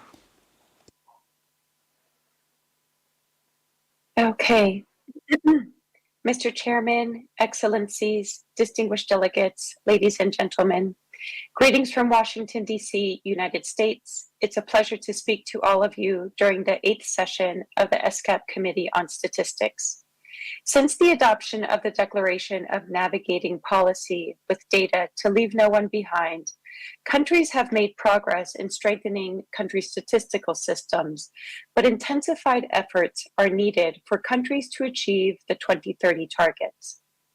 In 2020, the United States Center for Disease Control and Prevention, the CDC, embarked on the Data Modernization Initiative to transform its public health data systems into an integrated, response-ready, and resilient system for more proactive public health prevention and response. This initiative includes efforts to standardize the data use process to facilitate access, sharing, and using CDC data, which is essential for evidence-based policy and programs. Timely access to high-quality data and statistics facilitate decision-making and instill trust in statistics and the statistical system.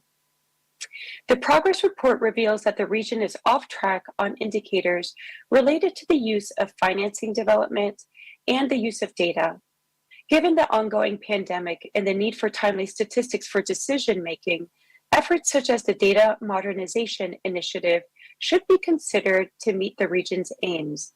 It does require political and financial commitments and support, but as demonstrated by efforts in the United States, this can be achieved. The United States is committed to supporting countries in the region in strengthening their statistical systems. Some of the statistical agencies in the United States, such as the Census Bureau and the National Center for Health Statistics, operate international technical assistance programs for low and middle income countries. Please reach out to discuss how we can deepen our cooperation and accelerate the strengthening of national statistical systems for the implementation of the 2030 Agenda for Sustainable Development. Thank you.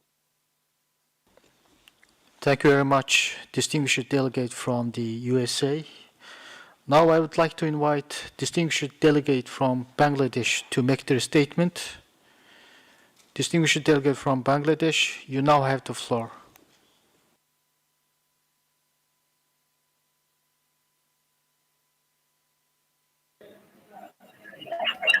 Thank you, Chair and delegates. Good morning. We congratulate you and with your colleagues and wish your grand success. Bangladesh emphasizes to involve the national statistical system regularly to ensure authenticated official statistics from the national level for global reporting in a coordinated manner. Bangladesh Bureau of Statistics leads the national statistical system as the National Statistical Office is happy to share a good practice in SDG that BBS has published a very pertinent manual of sustainable development goals titled Action Plan and Methodological Guidelines towards Data Generation and Disaggregation for Monitoring and Evaluation of SDGs. This is serving as impetus to the planners, policymakers, researchers, stakeholders, and all data producing agencies of Bangladesh. The document comprises the minimum disaggregation dimensions and categories identified in Bangladesh context. It also incorporates a complete national data reporting calendar along with the specific data sources in the national statistical system. Besides implementation and review committee on SDGs, Bangladesh also formed a national committee to coordinate the national statistical system. Secretary Statistics and Informatics Divisions of Ministry of Planning leads the committee comprising 55 ministries, divisions, agencies, along with the representatives from private sector, civil society, academia, and other relevant stakeholders. The National Data Coordination Committee is playing a key role in preparation and compilation of official statistics by different conventional and non-conventional sources. SDG Tracker in Bangladesh is playing the role as a mirror of all the development agenda, including 2030 agenda, as the data repository as well as data dashboard. All the data users and producers are connected through the SDG Tracker system. It is considered as the center point of national official data ecosystem in Bangladesh. Now we are working to extend our supports to other ESCAP member countries to replicate the good practices of Bangladesh. In addition, we are working on mainstreaming administrative data and big data into official statistics. Thank you, Chair. Thank you all. Thank you very much, distinguished delegate from Bangladesh. Would there be any other delegation would like to make a comment on this agenda item?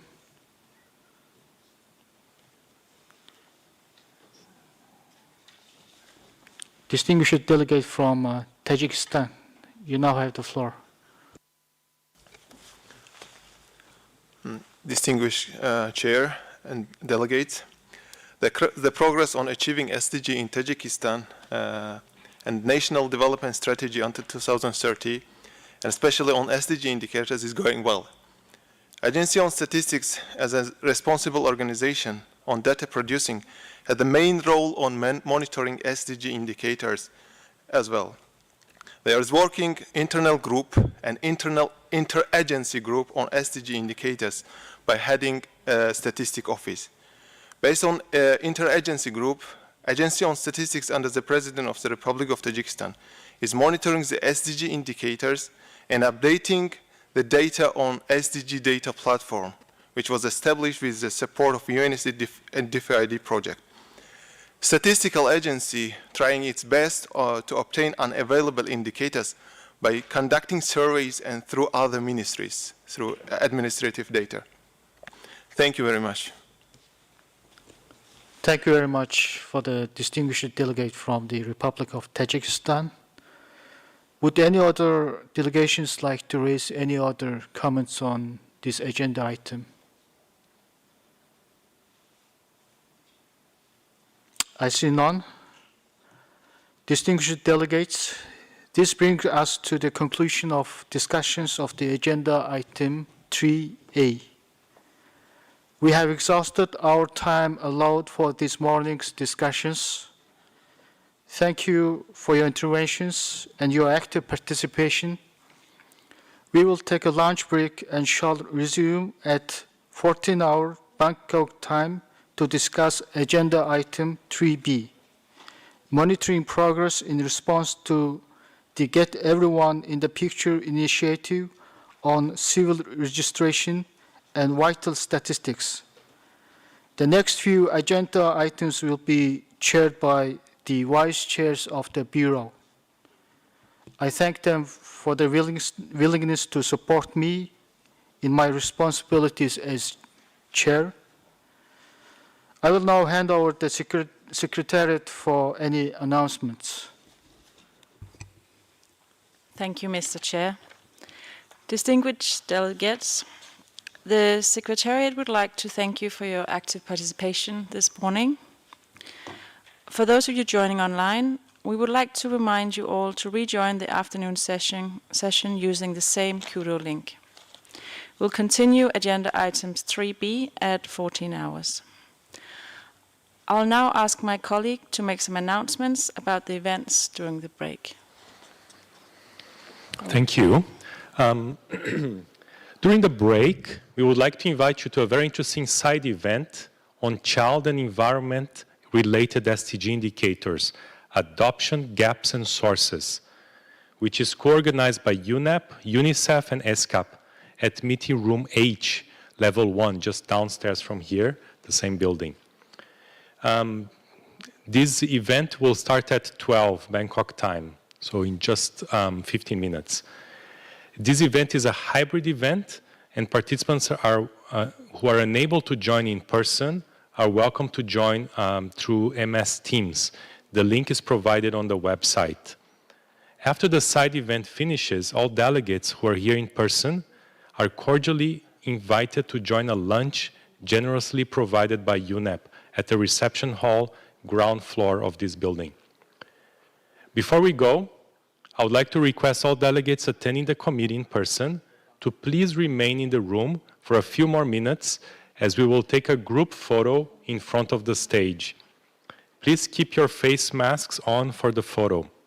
Thank you and see you again in the afternoon.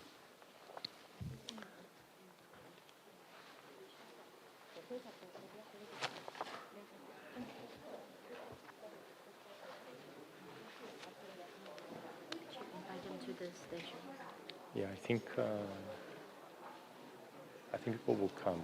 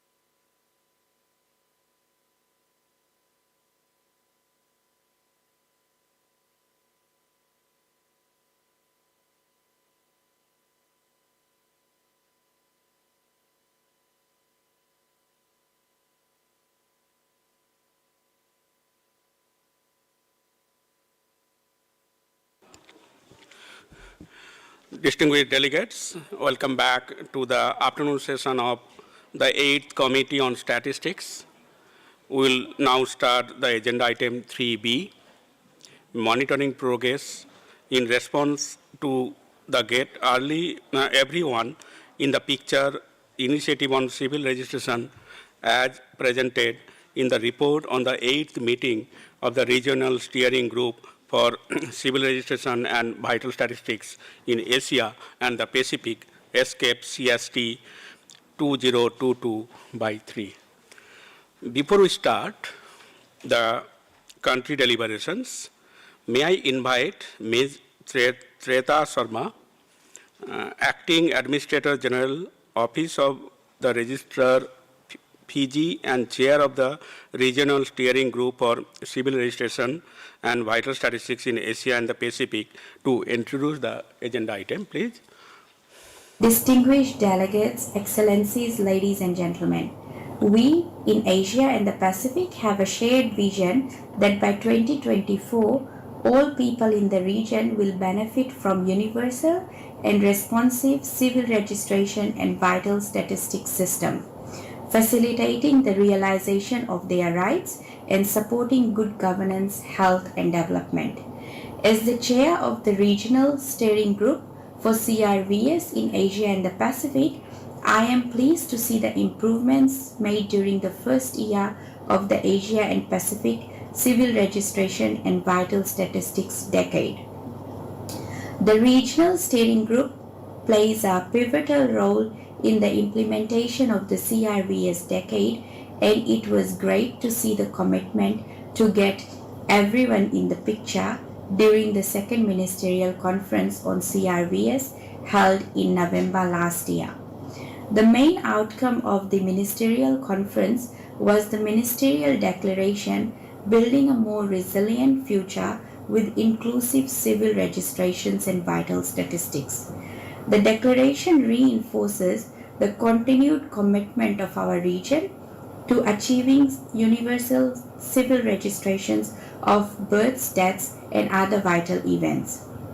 The ministerial declaration includes key areas of action that will help us progress towards our shared regional vision as we enter the second half of the decade.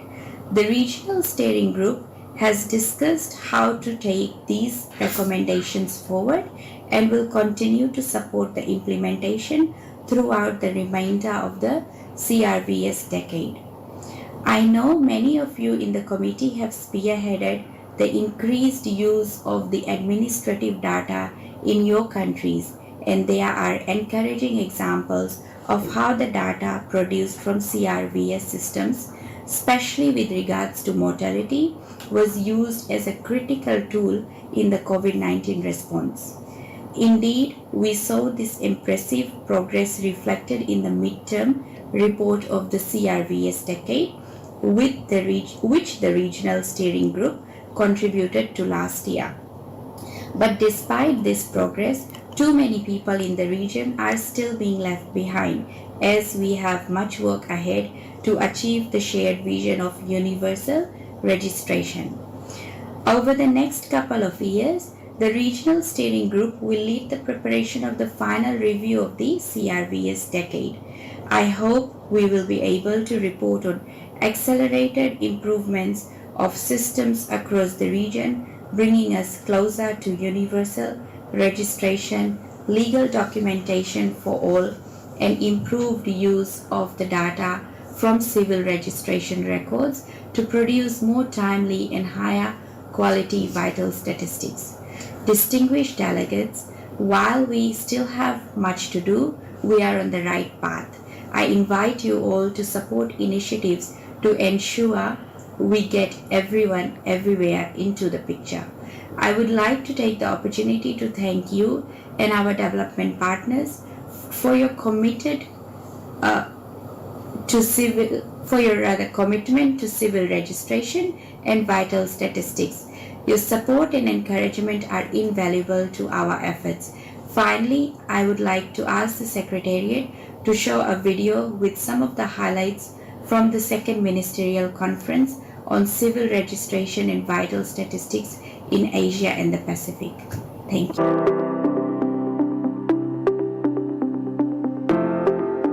We are here to celebrate reaching the midpoint of the Asia and Pacific Civil Registration and Vital Statistics decade. We will reflect not only on our accomplishments, but also on areas to redouble our collective efforts. Our work is not yet over.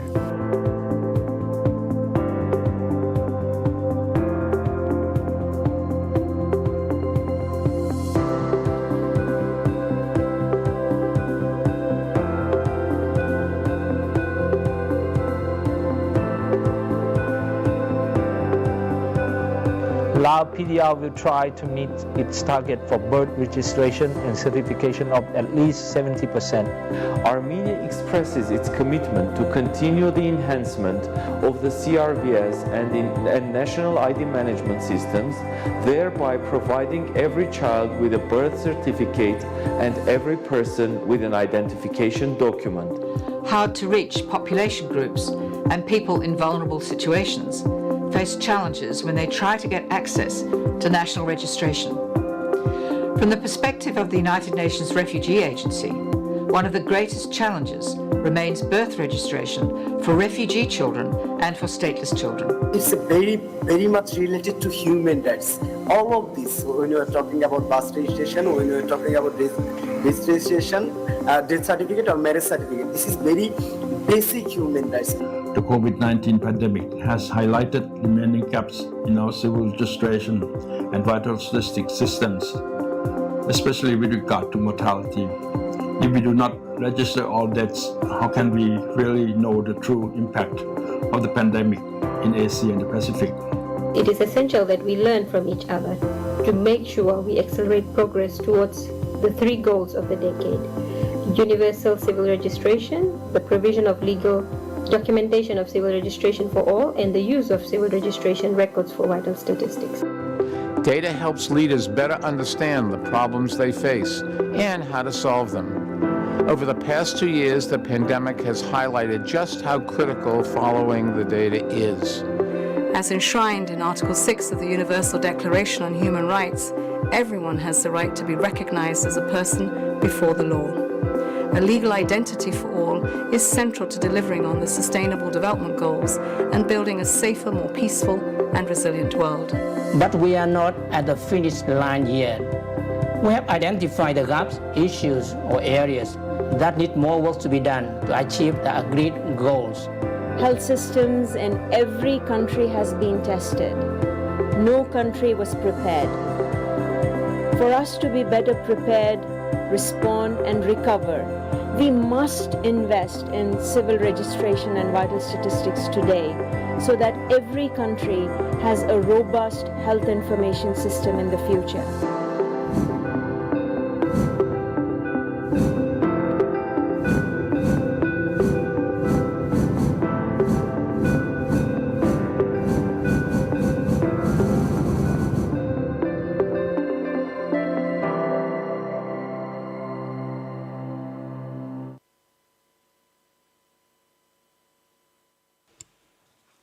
Thank you, Ms. Sharma, for the introduction. Distinguished delegates, before we start the deliberations, may I remind all delegations to keep their interventions to no more than 3 minutes. I now invite any comments on agenda item 3B. The first speaker is distinguished delegate from China, to be followed by distinguished delegate from Philippines. May I now invite distinguished delegate from China, please.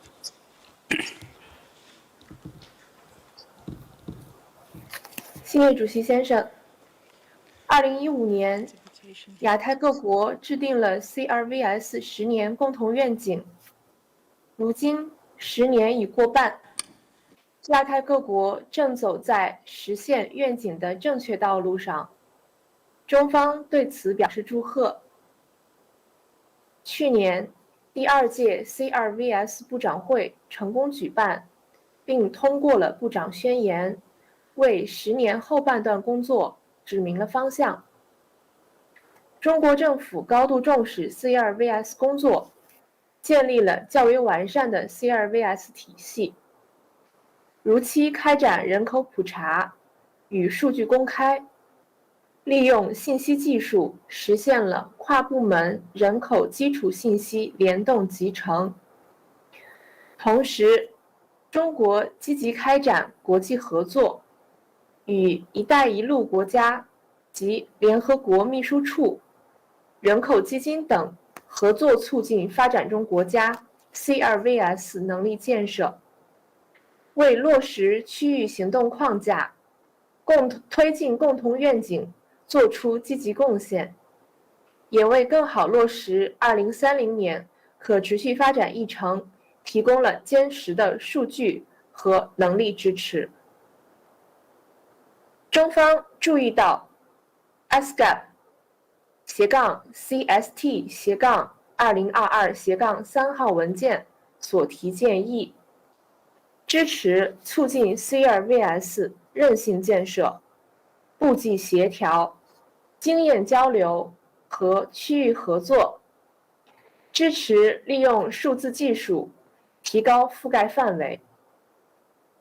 中方认为 CRVS 工作应重在推进10年愿景的落实，推进亚太区域合作，应着力提升发展中国家 CRVS 统计能力建设，提升跟踪落实相关2030年可持续发展目标的能力。谢谢。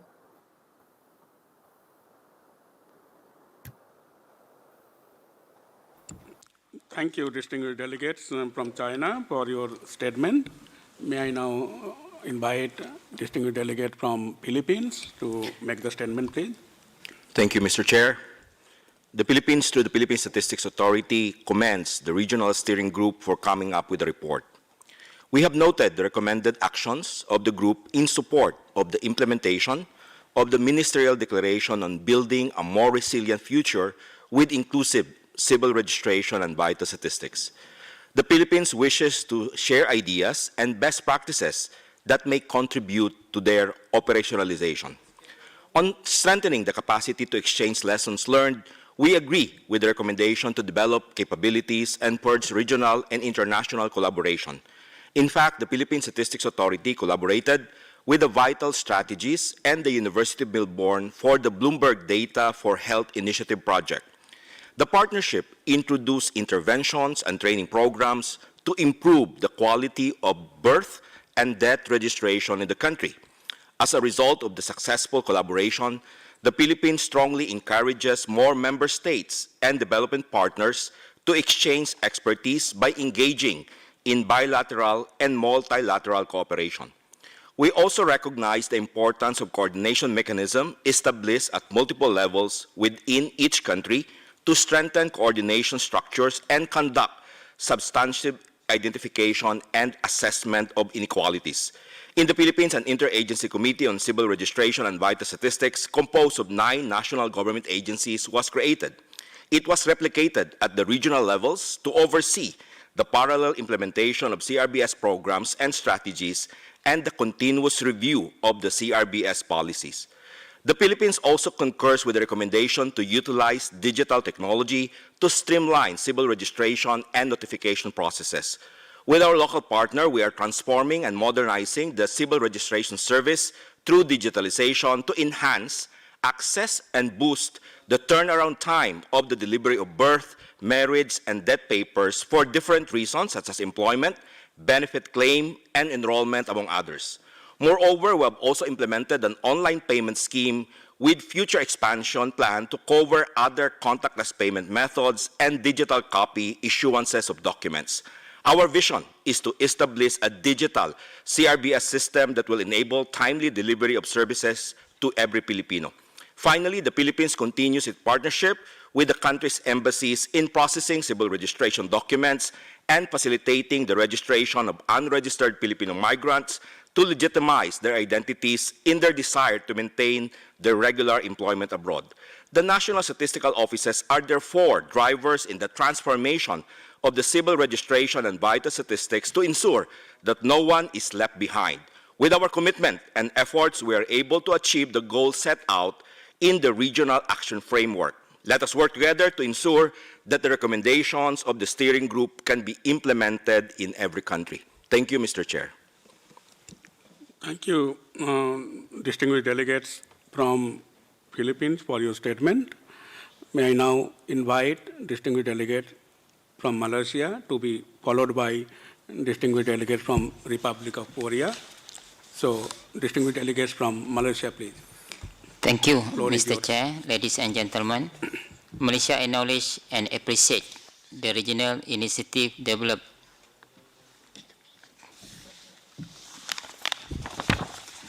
Malaysia acknowledge the report on the 8th meeting of the Regional Steering Group for Civil Registration and Vital Statistics in Asia and the Pacific.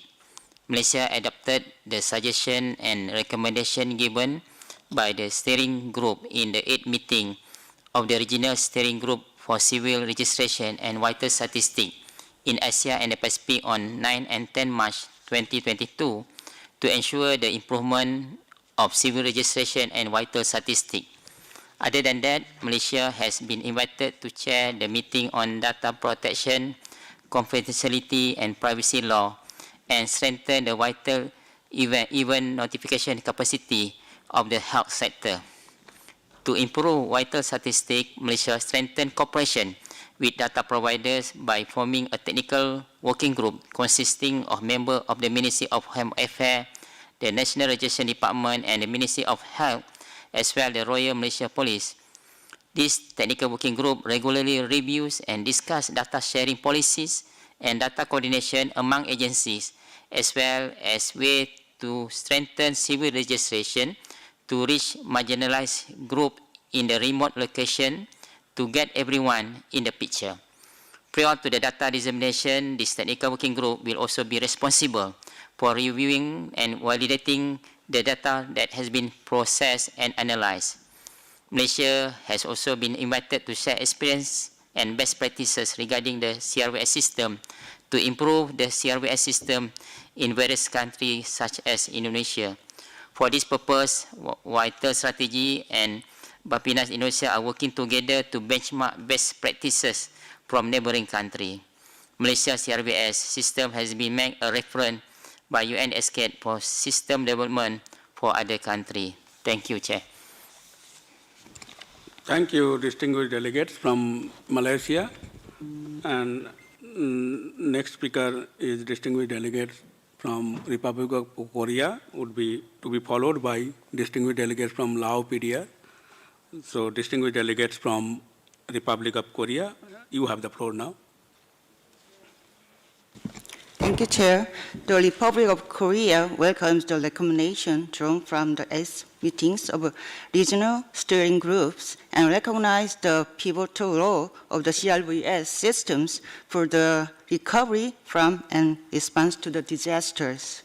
We also agree that the importance of interagency coordination and collaboration through legislative frameworks and interoperability of the database in order to improve the efficiency of the CRVS production.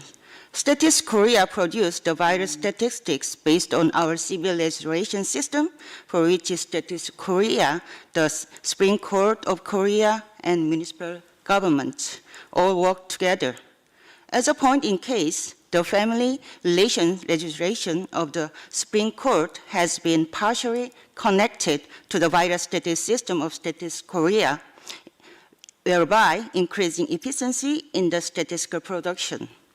Furthermore, our Statistics Act provides the solid legal ground for the collecting data, allowing the CRVS production systems to operate reliably.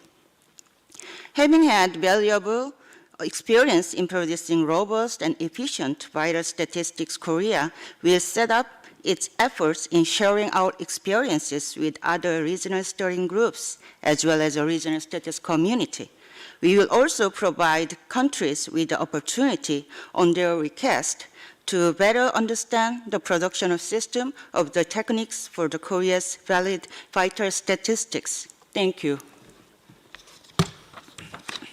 Thank you, distinguished delegates from Republic of Korea.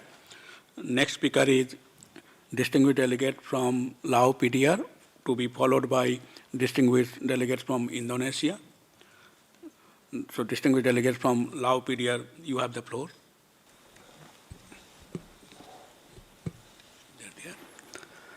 Thank you, Mr. Chair. Excellency, distinguished ladies and gentlemen, good afternoon.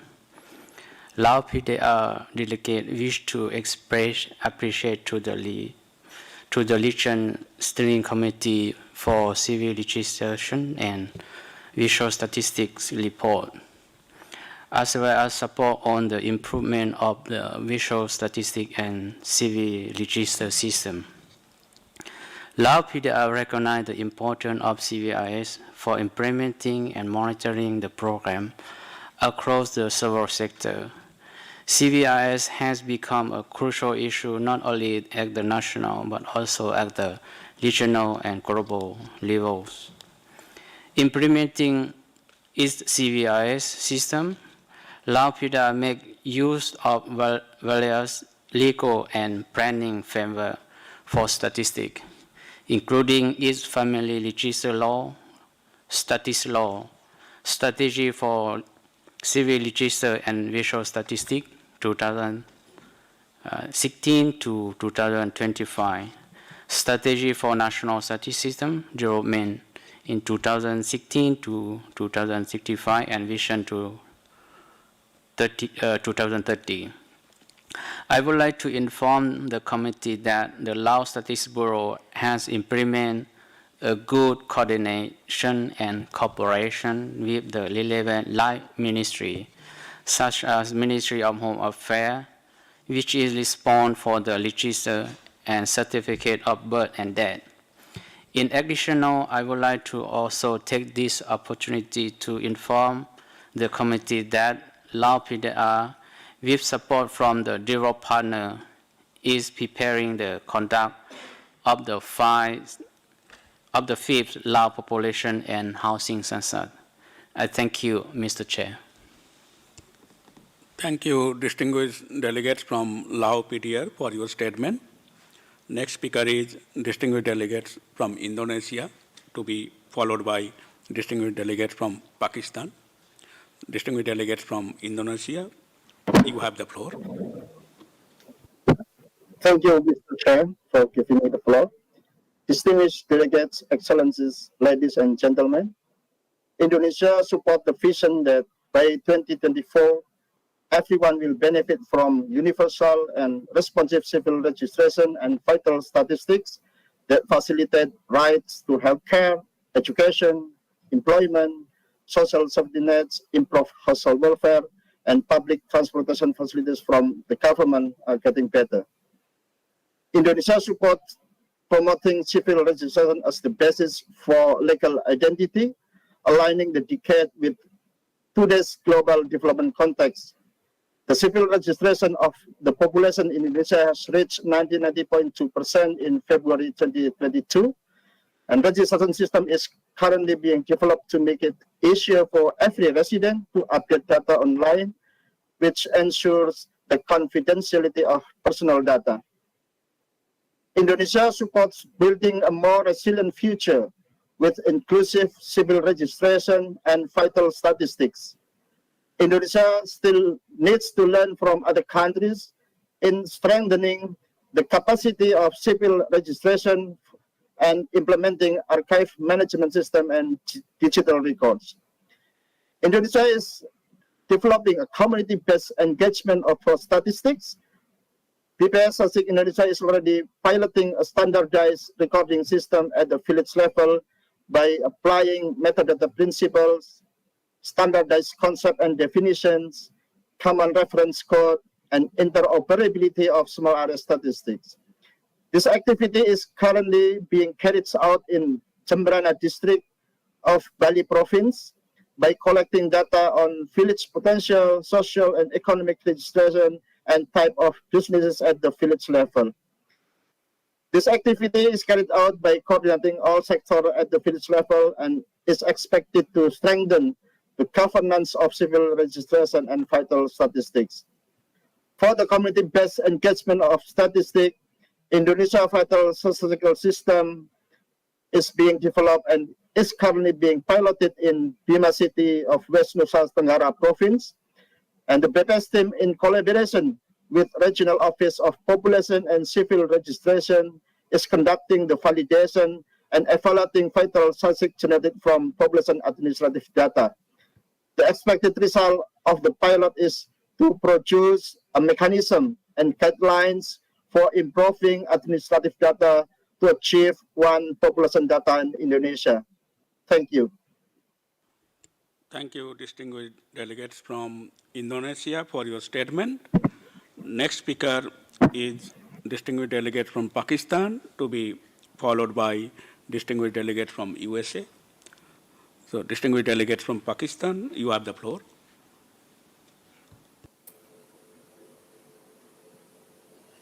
Thank you, Chair. Thank you, delegates. Initiative regarding civil registration and vital statistics to get everyone in the picture is an important step for Asia and the Pacific statistical community. The report of the regional steering group is a roadmap for the member countries to strengthen their system for civil registration and vital statistics. However, there is need to further strengthen the national statistical system in this special respect, as the many NSOs are not directly involved in the system of civil registration and vital statistics. Pakistan appreciates the working and efforts of the regional steering group. The recommendation of steering group to hold a ministerial conference in 2025 is endorsed. Proposal to extend the decade till 2030 to increase the focus on universal registration, including marriage registration, is also supported. The regional steering group may involve maximum experts and prospective professionals intent to work on this concept in their own countries. Thank you, Chair. Thank you. Thank you, distinguished delegates from Pakistan, for your statement. Next speaker is distinguished delegate from USA, to be followed by distinguished delegate from Georgia. So, distinguished delegates from USA, you have the floor.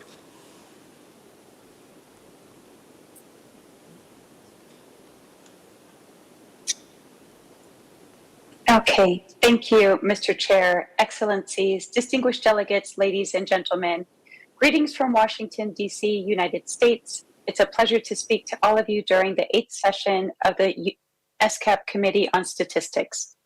To ensure we leave no one behind, it is critical to have an effective and resilient statistical system, which includes a well-functioning civil registration system, the primary source for vital statistics. In 2014, the Asian Pacific Civil Registration and Vital Statistics Decade was launched at the Ministerial Conference on Civil Registration and Vital Statistics in Asia and the Pacific. Since then, countries in the region have made progress in achieving goals and targets of the Regional Action Framework, but accelerated progress is needed to get everyone in the picture. The United States supports the Regional Steering Group's consideration of extending the decade to align with the 2030 Agenda to further support efforts in achieving goals and targets of the Regional Action Framework. 15 of the SDG goals and 24 of the SDG targets require birth and death data in their numerators, and total population, live births, and total deaths in their denominators. An extension of the decade will allow for continued progress in strengthening civil registration and vital statistics systems, which will improve data quality to measure achievements of the 2030 Agenda.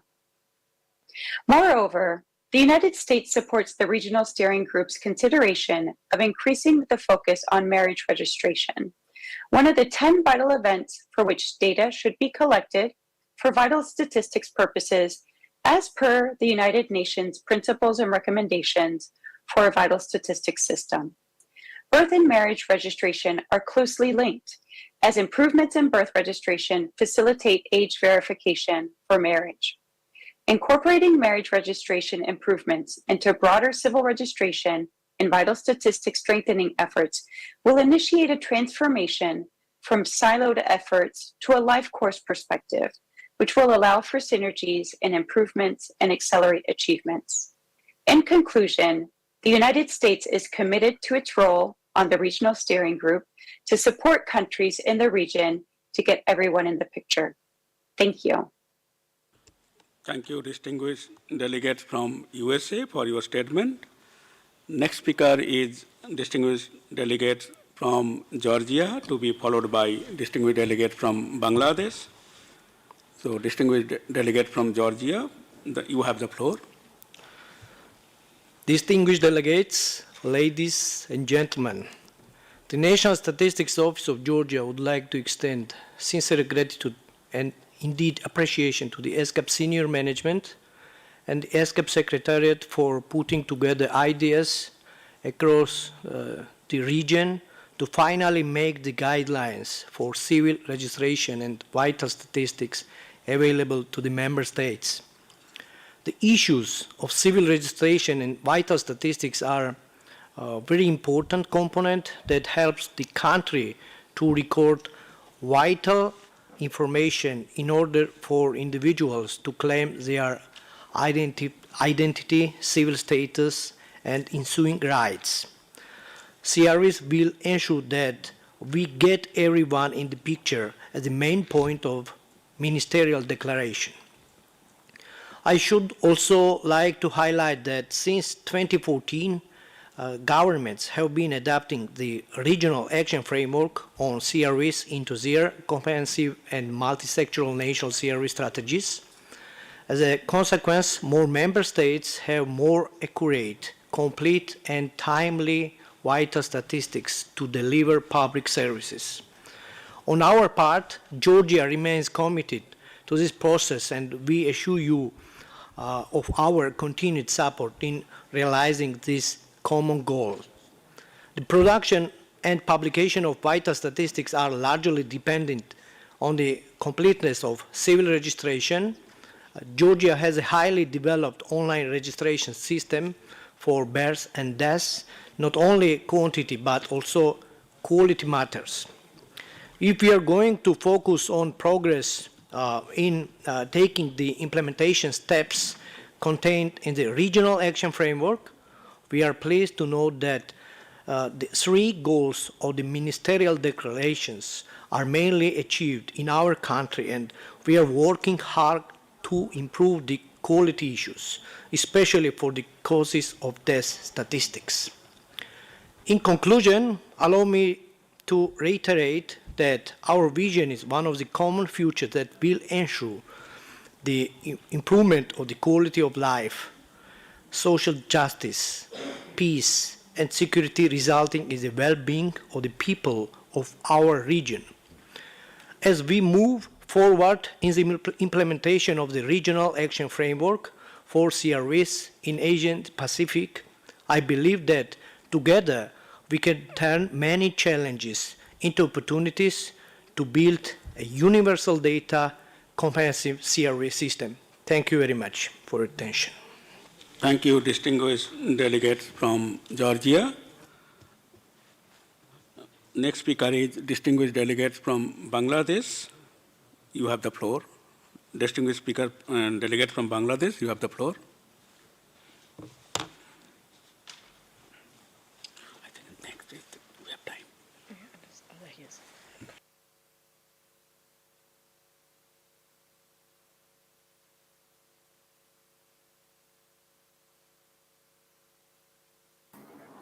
Thank you, Chair. Thank you for giving me the floor. Bangladesh is still at the very initial stage of setting up the civil registration and vital statistics system. Office of the Registrar General, Birth and Death Registration is officially responsible to ensure registration of birth and death events through local government according to Birth and Death Registration Act 2004 in Bangladesh.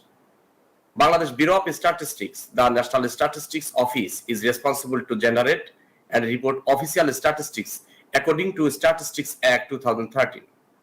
The vital statistics are produced by the BBS through Sample Vital Registration System, SVRS, in between the census years. Currently, all the civil registration systems have been harmonizing using the UID to ensure the interoperability and data sharing. PBS, as the main user of the CRVS for generating vital statistics, is closely working with the CRVS according to Ministry so that the data collected through the civil registration can be used for estimating the demographic indicators. BBS has piloted a verbal autopsy survey to generate cause of death data through statistical survey in 2021 in collaboration with the Directorate General of Health Services. In the piloting, a stepwise plausibility analysis and software tool created by the University of Melbourne to analyze the plausibility of the outcomes of over 310 verbal autopsies gathered. Data collected under the pilot program were used for better identification of the primary causes of community fatalities in randomly selected 15 primary sampling units across the Bangladesh. Pilot survey suggested that verbal autopsy can be used as an effective method for quick analysis and interpretation of cause of population death data. The verbal autopsy survey also recommended to use the approach for death to identify the cause of death aligning with the ICD-11 in a wide scale. In addition, to assess the inequality in civil registration system, Bangladesh has joined the ESCAP to implement the inequality assessment project by ESCAP, which will help to build our national capacity to identify the population group left behind in civil registration system and will be helpful for guiding policy messages in Bangladesh. We hope this project will help us a lot, and after completion of that project, we will be able to identify the group who are left behind. Thank you. Thank you. Thank you. Thank you, distinguished delegates from Bangladesh, for your statement. Would any other delegations like to raise any other matters on this agenda item at this time?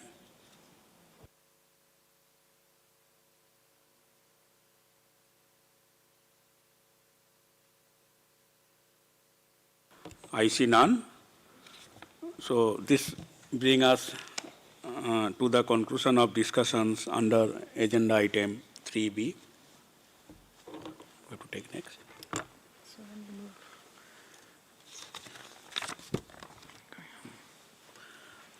Start now. Distinguished delegates, we are now moving to the agenda item 4, regional initiatives and partnerships for strengthening national statistical systems for the implementation of the 2030 Agenda for Sustainable Development. Before we start agenda item 4A, I would like to request the Secretariat to play the video on the 2022 SDG Progress Report, which is one of the flagship publications of ESCAP. This report analyzes progress toward the Sustainable Development Goals, SDGs, in Asia and the Pacific and its 5 sub-regions. It also examines inequalities and vulnerabilities among different population groups. It assesses gaps which must be closed to achieve the goals by 2030 and leave no one behind. This assessment is designed to ensure the region's actions remain on target and shortcomings are addressed as they arise. It is a resource for all stakeholders involved in prioritization, planning, implementation, and follow-up of the 2030 Agenda for Sustainable Development in Asia and the Pacific. Can the Secretariat please play the video?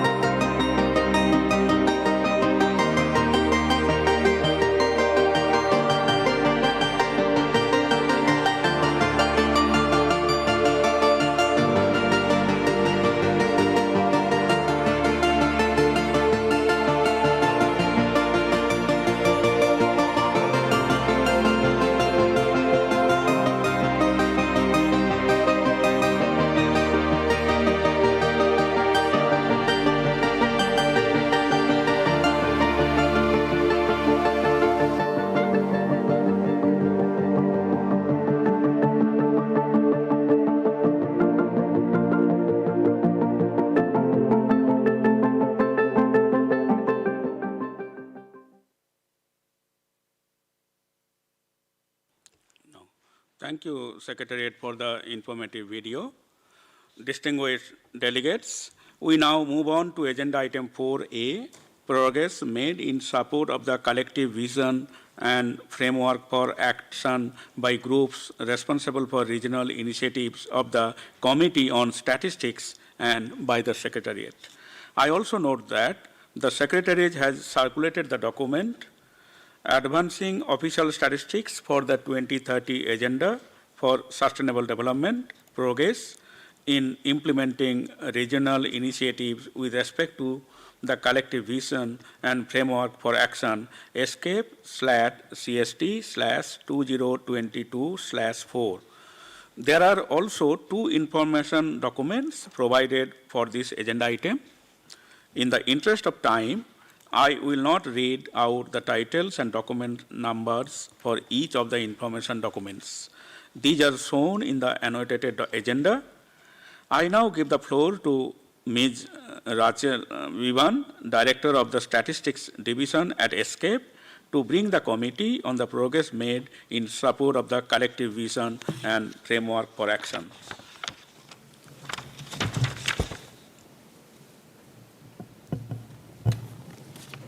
Thank you. Thank you very much, Mr. Chair. Distinguished delegates, ladies and gentlemen, I'm pleased to present on the progress made in implementing regional initiatives with respect to the collective vision and framework for action. The 5 action areas of the collective vision and framework for action are supported by 4 steering or technical groups which report to the committee, namely the steering group for the regional programme for the improvement of economic statistics, the regional steering group on population and social statistics, the technical working group on disaster-related statistics in Asia and the Pacific, and the network for the coordination of statistical training in Asia and the Pacific. In addition, there's the Regional Steering Group for Civil Registration and Vital Statistics, which reports to the Economic and Social Commission for Asia and the Pacific. In addition to the work of these groups, the Secretariat also conducted activities to advance official statistics for the 2030 Agenda and the Collective Vision and Framework for Action. To support Action Area A on engaging users and investing in statistics, a broad array of activities were conducted. These included a number of training workshops, knowledge sharing on the role of data and statistical literacy, and the development of a new tool on advancing policy and data integration, that is the Every Policy is Connected EPIC tool, which helps countries as they develop their own national indicator frameworks. In addition, there were a range of activities to strengthen regional momentum with regards to civil registration and vital statistics systems. This included conducting a gap analysis on progress made in the region on civil registration and vital statistics, which was presented at the second Ministerial Conference on Civil Registration and Vital Statistics in Asia and the Pacific, held in November 2021. The conference was a highlight of our work over the last 2 years, helping to drive work forward in this area. It attracted more than 400 participants and marked the midpoint in the Asia and the Pacific Civil Registration and Vital Statistics Decade. For Action Area B, assuring quality and instilling trust in statistics, activities included engaging with the global statistical community on updating the system of national accounts, addressing disparities in civil registration, completeness and coverage, knowledge sharing on measuring inequality in civil registration and vital statistics, promoting the use of the Asia-Pacific SDG Gateway, a source for SDG data and statistics for the region, and promoting the use of the National SDG Tracker, a free online tool which assists member states in producing progress assessments on the Sustainable Development Goals. For Action Area C, integrated statistics for statistical analysis, activities included promoting the application and implementation of the disaster-related statistics framework, promoting data integration through communities of practice and other means, exploring and promoting the use of big data for official statistics, measuring the nexus between environment and gender, facilitating ocean accounts pilots and studies, and piloting the measurement of illicit financial flows in the Asia-Pacific region.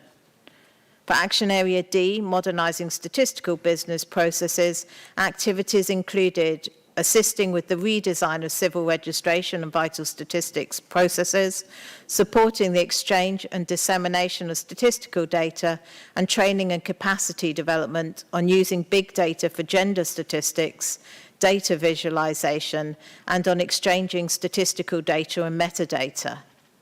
For Action Area E, on having requisite skill sets, activities included e-learning modules on topics such as using gender data for analysis and disaster-related indicators, providing technical support and guidance on preparing vital statistics reports, strengthening the skills base of national statistical systems, including projects aimed at strengthening the capacity of young statisticians, compiling a set of research studies to demonstrate policy uses of time use data, and providing technical assistance on the use of satellite data for country needs.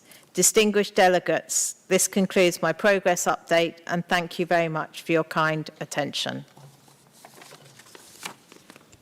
Thank you, Ms. Rachel. I now give the floor to Mr. Muhammad Yazid Kasim, Senior Director, Change Management Office, Department of Statistics, Malaysia, to brief the committee about the work of the steering group for the regional program for the improvement of economics. Mr. Yazid, Malaysia Stats, to brief the committee about the work of the group via video, please. Assalamualaikum and good afternoon. Dear Chair, the regional program for the improvement of economic statistics in Asia and the Pacific was endorsed by this committee in 2010, and the sixth session of the committee aligned it with the collective vision and framework of action and extended the mandate to 2030. As one of the chairs of the group, I am pleased to report on our work. Over the last 2 years, the steering group has met twice and has recognized the impact of the COVID-19 pandemic to implement activities of the program. While this has been the case, the program has undertaken various activities within the context of its program. Some key accomplishments that have been achieved in the last 2 years include establishment of a community of practice for economic statistics to facilitate knowledge exchange and transfer amongst experts, contribution towards the current program on the 2025 SNA update in collaboration with the UNSD, rebasing of price indices and GDP in various countries, promotion of big data in the production of economic statistics, capacity building and training using various virtual forums on labor accounts, price statistics and big data, country-specific initiatives such as development of the Bhutan Standard Industrial Classification, initiative in Malaysia to improve timeliness of economic statistics during the pandemic, such as use of mobile phone data. Pacific community work on alternative data sources spurred on by the challenges brought about the COVID-19 pandemic, and joint training programs on economic statistics by CR, UNSD and ADB. Chair, these are some of the selected accomplishments in the last 2 years. I must emphasize that the regional program is a multi-stakeholder program with member states responsible for its implementation. I encourage countries to commit more resources to develop their economic statistics within the context of the program. Its success depends on member states, not the Secretariat. Going forward, the steering group has recognized the interdisciplinary nature of economic statistics. The steering group made the first initiative to collaborate with the steering group on population and social statistics to find common areas of interest and plans to hold joint events. This will be done to promote multi-domain statistics and their role in monitoring the 2030 agenda.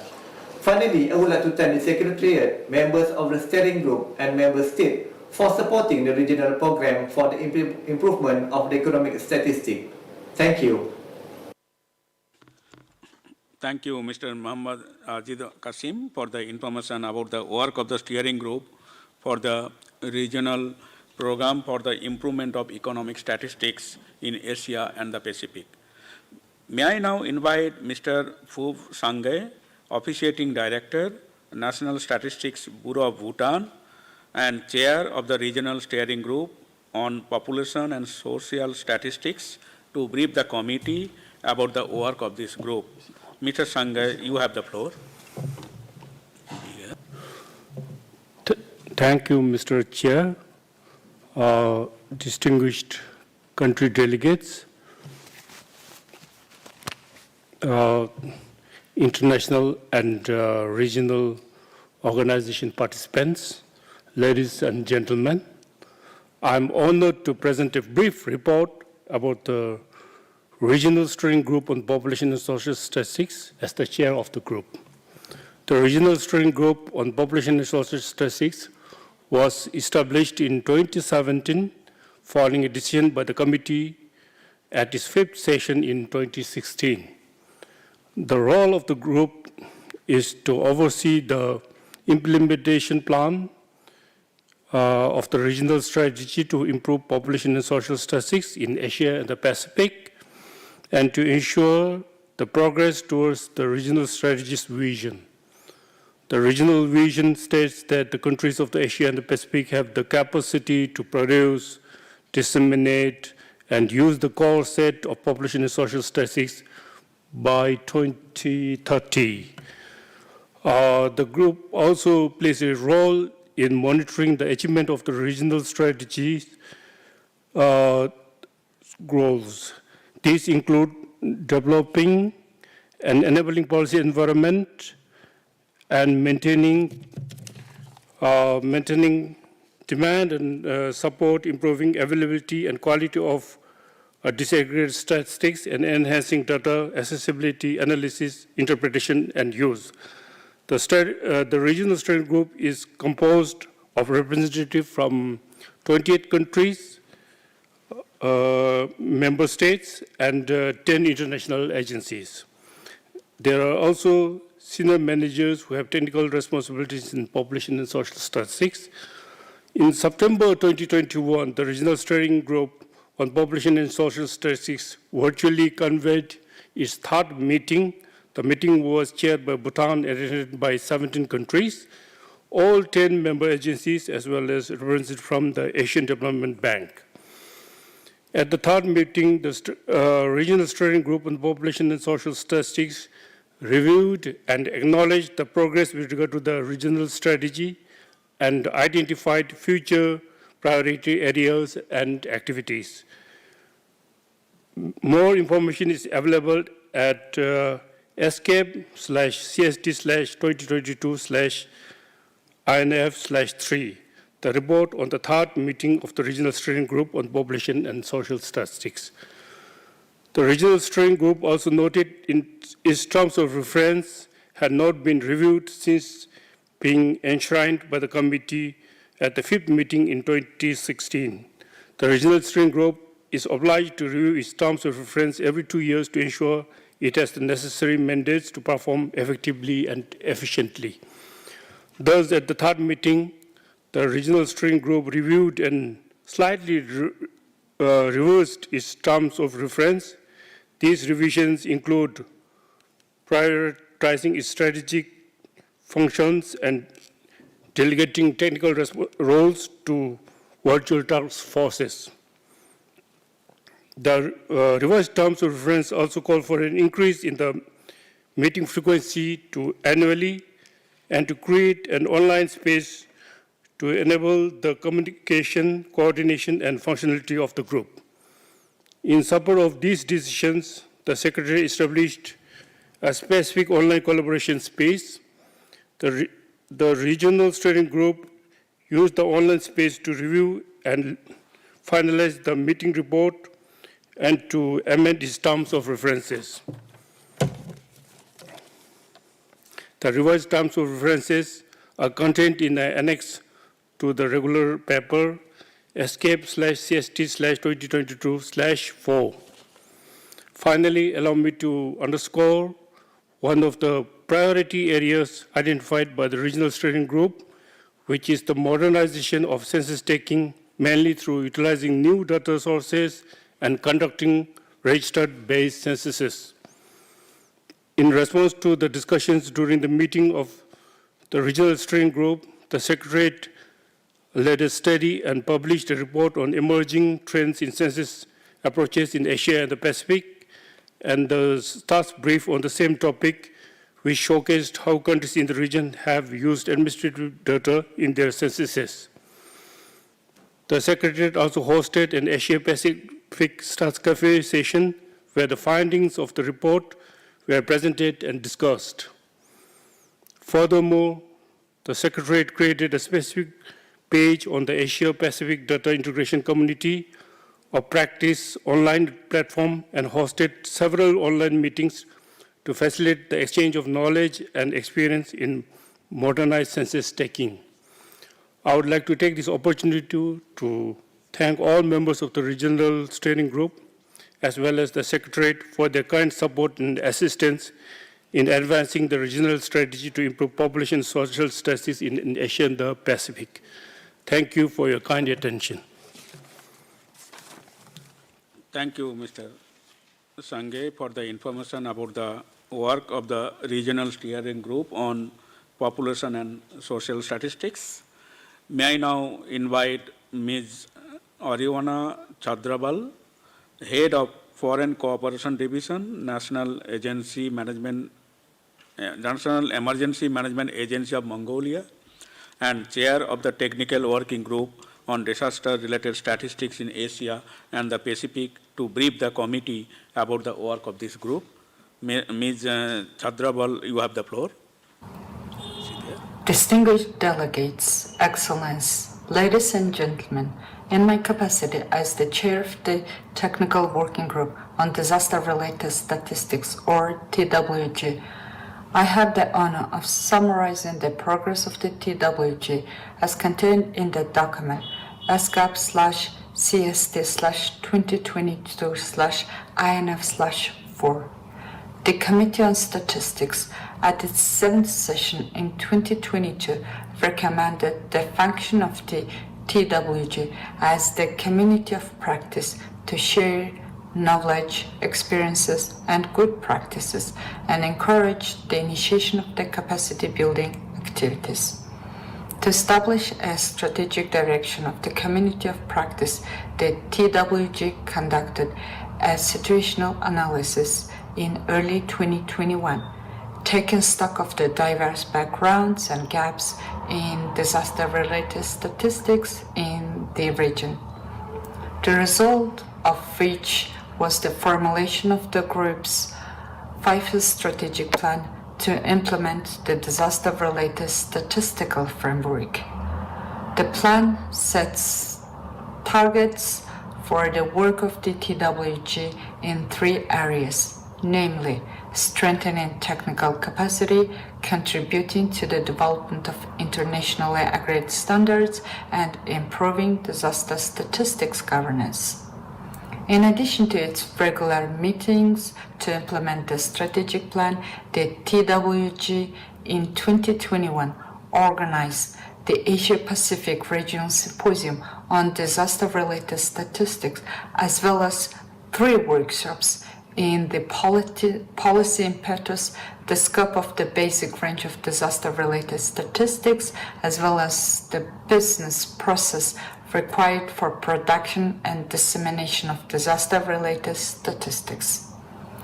In accordance with the strategic plan, this year the TWG aims to demonstrate the compilation of disaster-related statistics by conducting a review of the disaster-related statistical framework tables, gathering countries' practices in applying these tables in their own context, and documenting these experiences, outputs, and challenges, as well as potential solutions for data producers and compilers. It is expected that this demonstration will strengthen members' capacity, help convey Asia-Pacific good practices and priorities to international standards setting processes, and improve in-country interdepartmental collaboration for disaster-related statistics. As stipulated in terms of reference of the TWG, the committee is invited to review and consider the continuation of the work of the TWG. Distinguished delegates, as we all witness the ever-increasing impacts posed by disasters, necessitate improved disaster-related statistics for effective disaster risk management. I invite you all to support the continuation of this initiative to advance disaster-related statistics for risk-informed development. I take this opportunity to thank you as well as the TWG members and partners for your commitment to improving disaster-related statistics. Your invaluable contributions and insights are truly appreciated. Thank you very much. Thank you, Ms. Chandrabal. Lastly, may I invite Ms. Gita Albasia, Professor, University of Philippines, Los Banos, and Chair of the Network for the Coordination of Statistical Training in Asia and the Pacific, to brief the team about the work of this group. May I now request the Secretariat to play the pre-recorded video of Ms. Albasia? Good day, I'm Sita Albacea from the Philippines, currently serving as the chairperson of the Network for the Coordination of Statistical Training in Asia and the Pacific. I'm here to give you an update on the activities of the network. As you might recall, the Bureau of the Committee on Statistics established the network with a mandate to act as facilitator of information sharing and of coordination among statistical training institutes in the region, and the CIAT is serving as secretariat of the network. The two most recent meetings that the network had happened in 2020 and in 2021. In both meetings, yours truly served as the presiding officer. At that time, up to the present, the network has two subgroups, one on gender statistics and the other is on economic statistics. In December 2, 2020, the network had its sixth meeting, which was held online. The report of the subgroup on gender statistics made the members of the network realize the need to stress the importance of integrating gender perspective to other thematic areas of statistics. Also, it was suggested in that meeting that accreditation of courses and certification of experts be carried out initially within the country, or what we refer to as internally, and would then consider the need for expansion after a thorough assessment of the process. The members also shared in the meeting their approaches to the evaluation of their training program and how they utilize the results of such evaluation process. After the sharing, the members agreed to further improve evaluation of the trainings in their respective countries. Likewise, the members of the network in that meeting agreed to share materials, textbooks, and other relevant information for the development of statistical trainings through the Secretariat. For the seventh meeting held also online on December 7, 2021, the subgroup on gender statistics reported that accreditation process for training conducted at the national level would have to be considered, and that would necessitate further discussion among UN Women, CIAP, and other partners to ensure the same quality standards are applied at that level. On the other hand, for the purpose of further prioritizing regional trainings in environment statistics, the Statistics Division of ESCAP and CIAP were to consider renaming and expanding the focus of the subgroup of economic statistics, as well as the possibility of setting up another subgroup to cover environment statistics. Also, the network approved in that meeting the proposal of SIA to transfer the contents of the database of training information to a worksheet data file, which is to be shared with members of the network for easier access as well as for the updating purposes. Thus, in these two meetings, we take note that the network continues to work on its mandate of facilitating information sharing and coordination among the Statistical Training Institute in the region. With that, on behalf of the network, I thank all of you for giving us time and your kind attention for this update report. Again, a pleasant day to all. Thank you. Thank you, Ms. Albasia, for the briefing on the work of the network. I would like to highlight two decisions by the committee which have been suggested by the different groups reporting to the committee.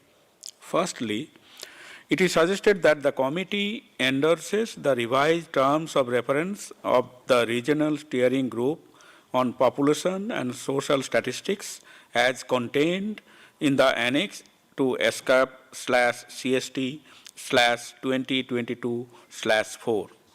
Secondly, it is suggested that the committee decides that the technical working group on disaster-related statistics in Asia and the Pacific shall continue. Distinguished delegates, the floor is now open for your comments on this agenda item. The first speaker is distinguished delegate from Indonesia, to be followed by distinguished delegates from Pakistan. So, distinguished delegates from Indonesia, you have the floor. Thank you, Mr. Chair. Ladies and gentlemen, I will present some important things related to the development and planning of statistical activity in Indonesia.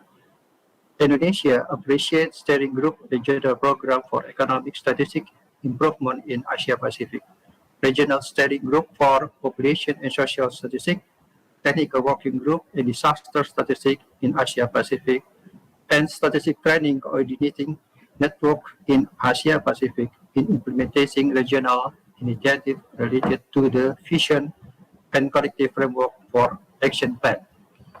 In line with the objective to be achieved through to share vision and framework, BPS cooperated with the regional government and the fund ministry to implement to the Love Statistic Village in Bahasa Desa Cantik as the basis for data development within the framework of the national statistics system.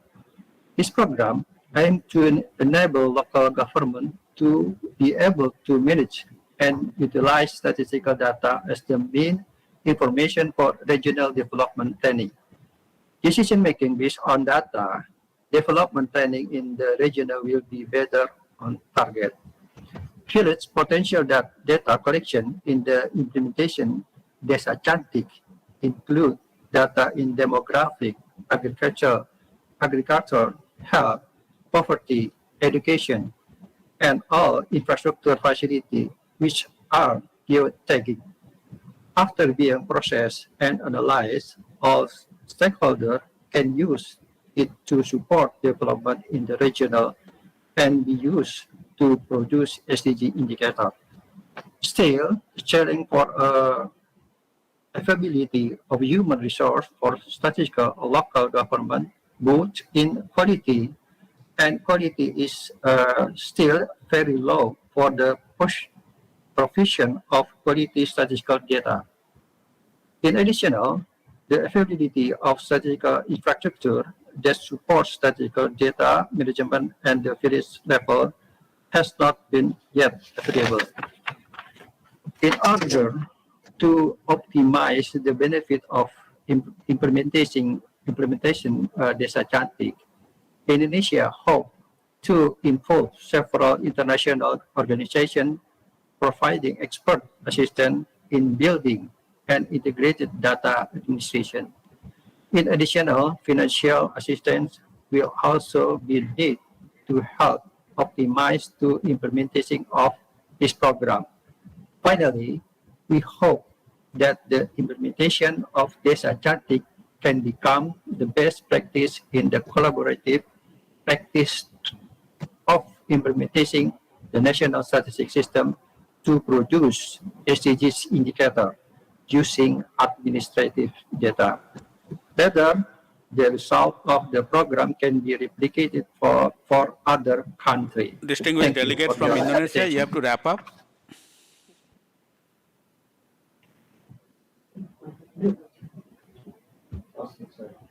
Yeah. Thank you. Thank you, distinguished delegates from Indonesia, for your statement. Next speaker is distinguished delegate from Pakistan, to be followed by distinguished delegates from Bangladesh. So, distinguished delegates from Pakistan, you have the floor.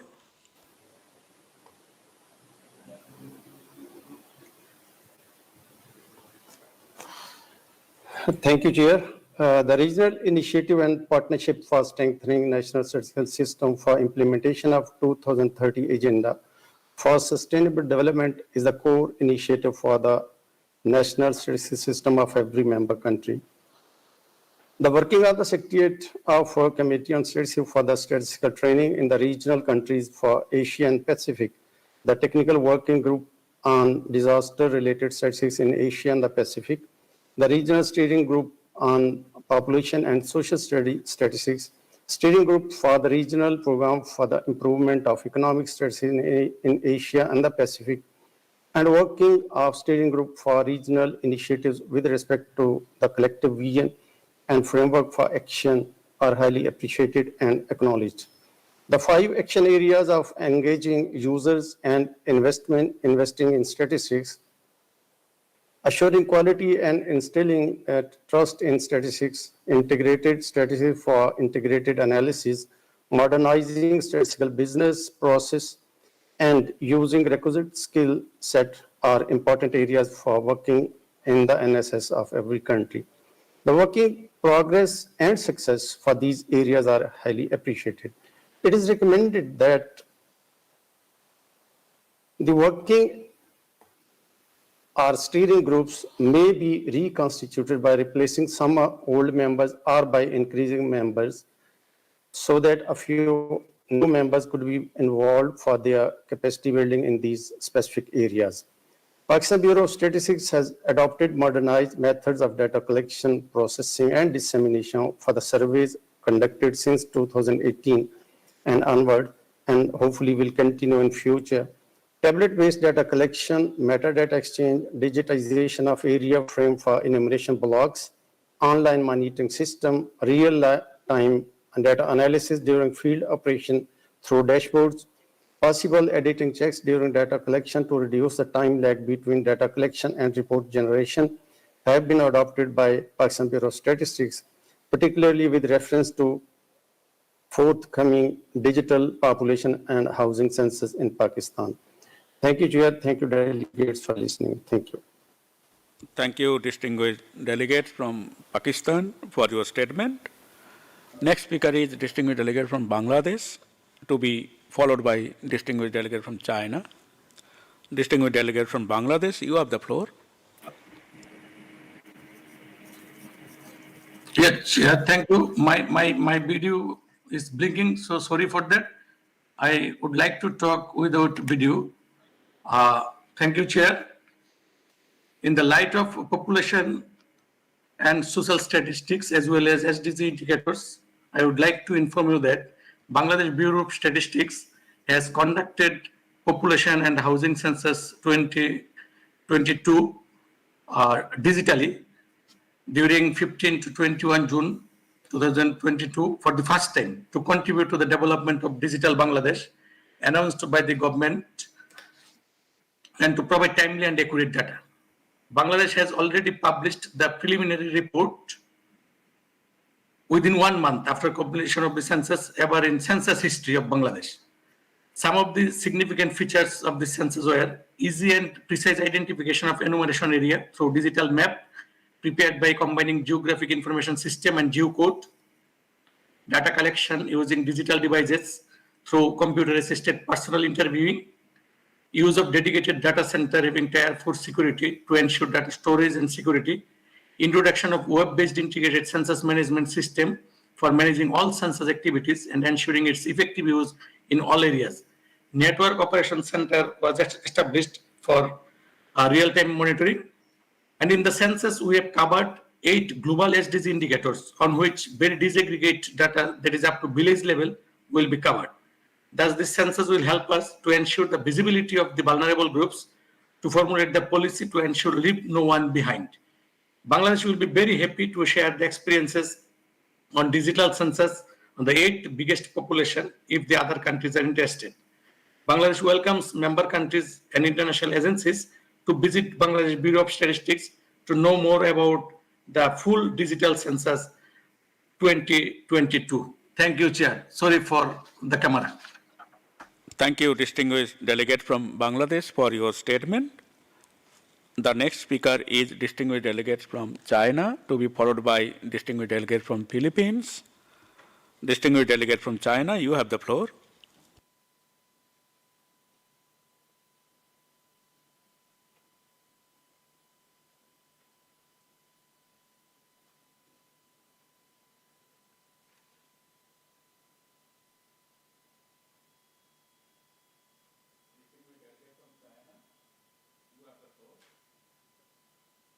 Distinguished delegate from China, you have the floor.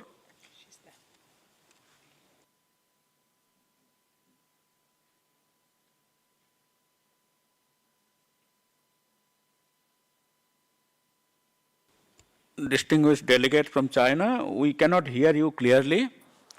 Sorry, am I audible now? Yes, you are audible now. Thank you. Thank you. Sorry, I forgot to turn on the mic. 谢谢主席先生。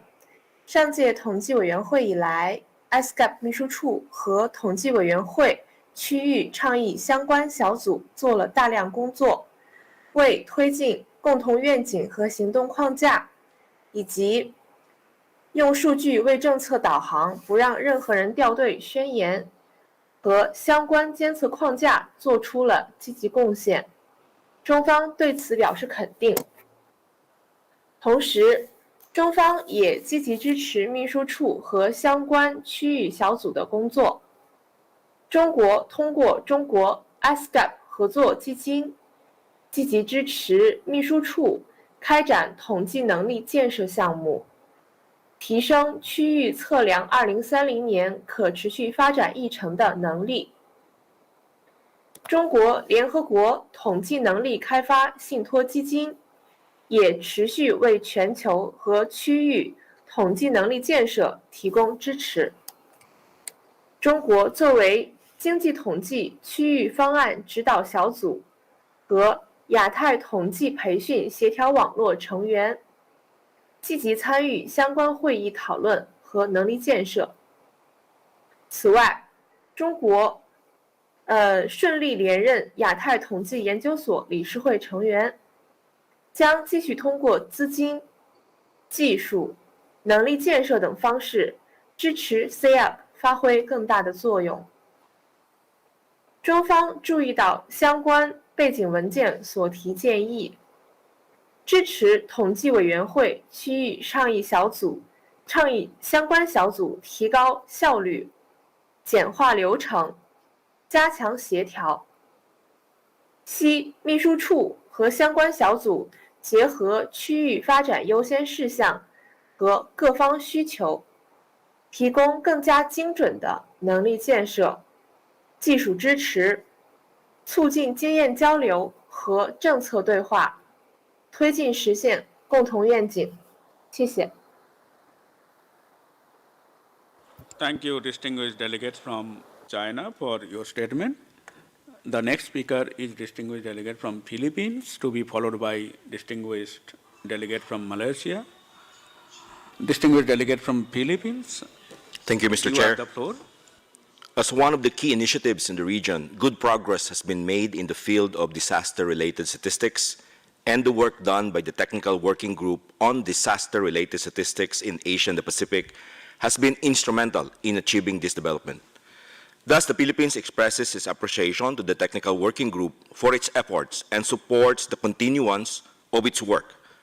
With the remaining challenges on the compilation of the disaster-related statistics, the Philippines recognizes the pivotal role of the Technical Working Group in providing technical guidance, in developing standards and recommendations, and in providing a venue for discussion and sharing of experiences. Specifically, it is important for the Technical Working Group to continue further discussions and come up with concrete recommendations to highlight on building partnership with the data-producing agencies of disaster statistics, with the intended users, as well as building capacities of the national statistical offices and disaster agencies in addressing data issues which are aligned with the standard framework and national interests. The efforts of the Technical Working Group have been beneficial to the Philippines. As one of the pilot countries of the preliminary framework of disaster-related statistics in 2018, the Philippines was able to receive guidance on data assessment and in addressing key issues during compilation.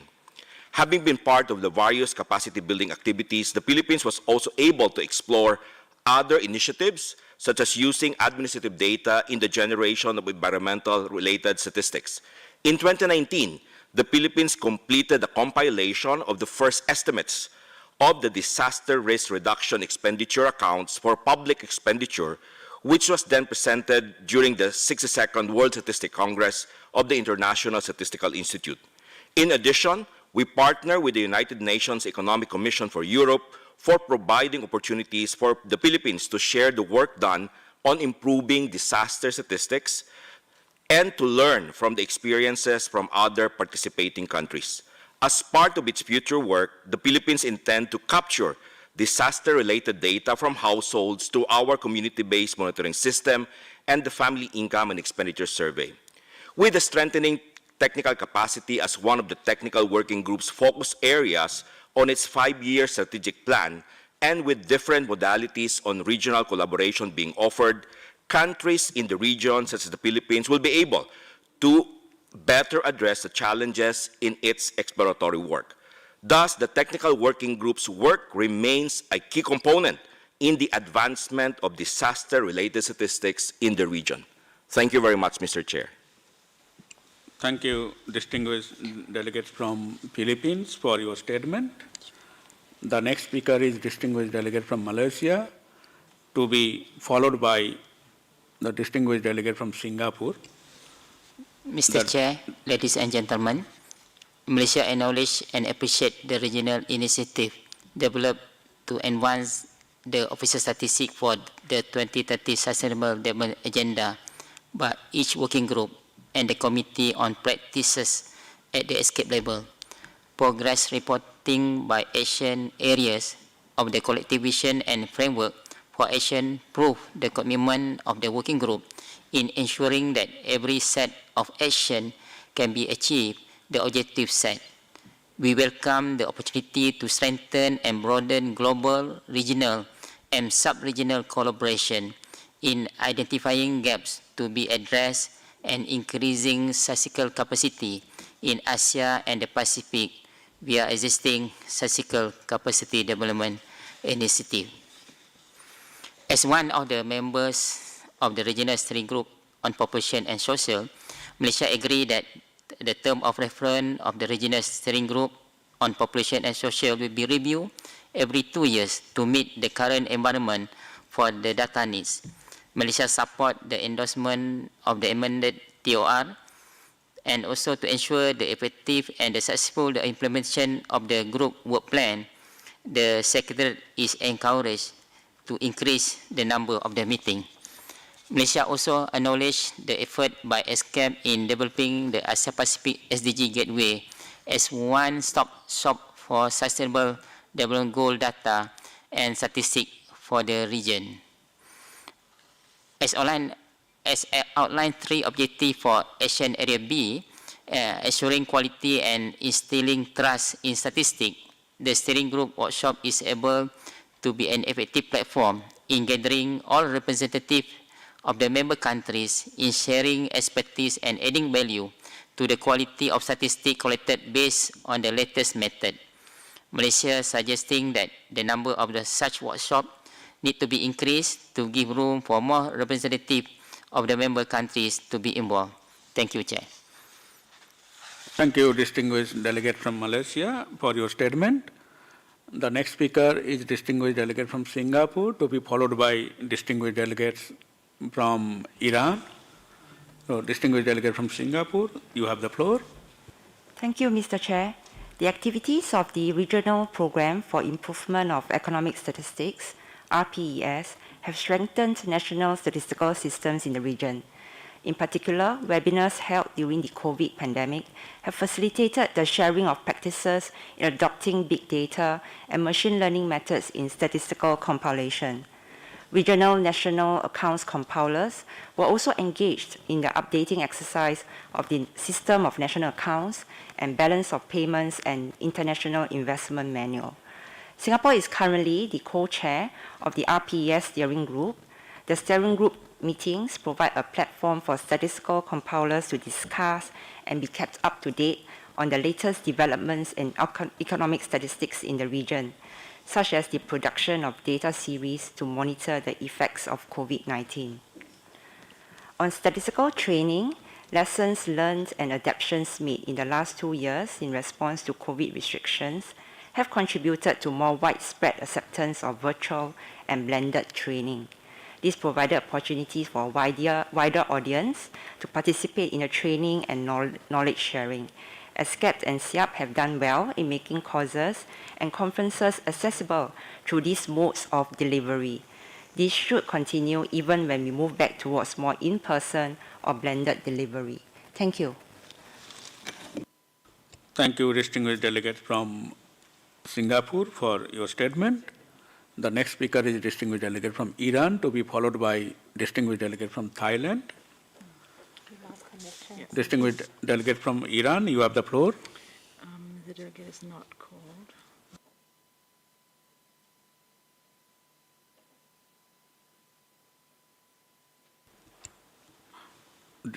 So I think distinguished delegates from Iran is not available right now.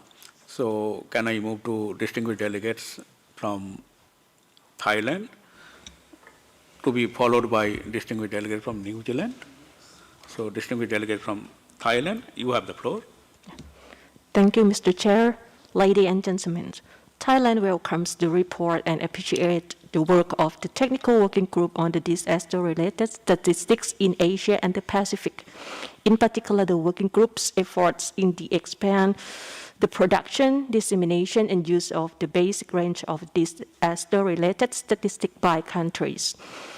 In Thailand, the disasters have occurred more frequently and have become more complex, causing tremendous losses of life and properties by the global warming effects.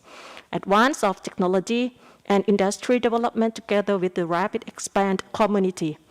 The Royal Thai government have recognized to upgrade livelihoods and property safety under the National Disaster Prevention and Mitigation Plan, which rely on Sendai framework for disaster risk reduction. Thai NSO has been working with the Department of Disaster Prevention and Mitigation to contribute of data and official statistics to support the indicator for monitoring and evaluating the plan. For example, to improve questionnaire for the data collection from local agency to central agency concordant with the standards and recommendations of the disaster-related statistic framework, and to calculate direct disaster economic loss in relation to GDP. In looking forward, we're looking to work with the Technical Working Group on disaster-related statistics for the 5-year strategic plan in advancing the implementation, especially the national implementation of norms and standards for the disaster-related statistics, and exchange knowledge between countries and institutions on the compilation of disaster-related statistics indicator. Thank you, Mr. Chair. Thank you, distinguished delegates from Thailand, for your statement. The next speaker is distinguished delegate from New Zealand, to be followed by distinguished delegate from Russia. So distinguished delegate from New Zealand, the You have the floor. Thank you, Mr. Chair, and congratulations to the newly appointed Chair and Bureau. Distinguished delegates and colleagues, it is certainly a pleasure to be meeting again. We live in a very different world than when we last met.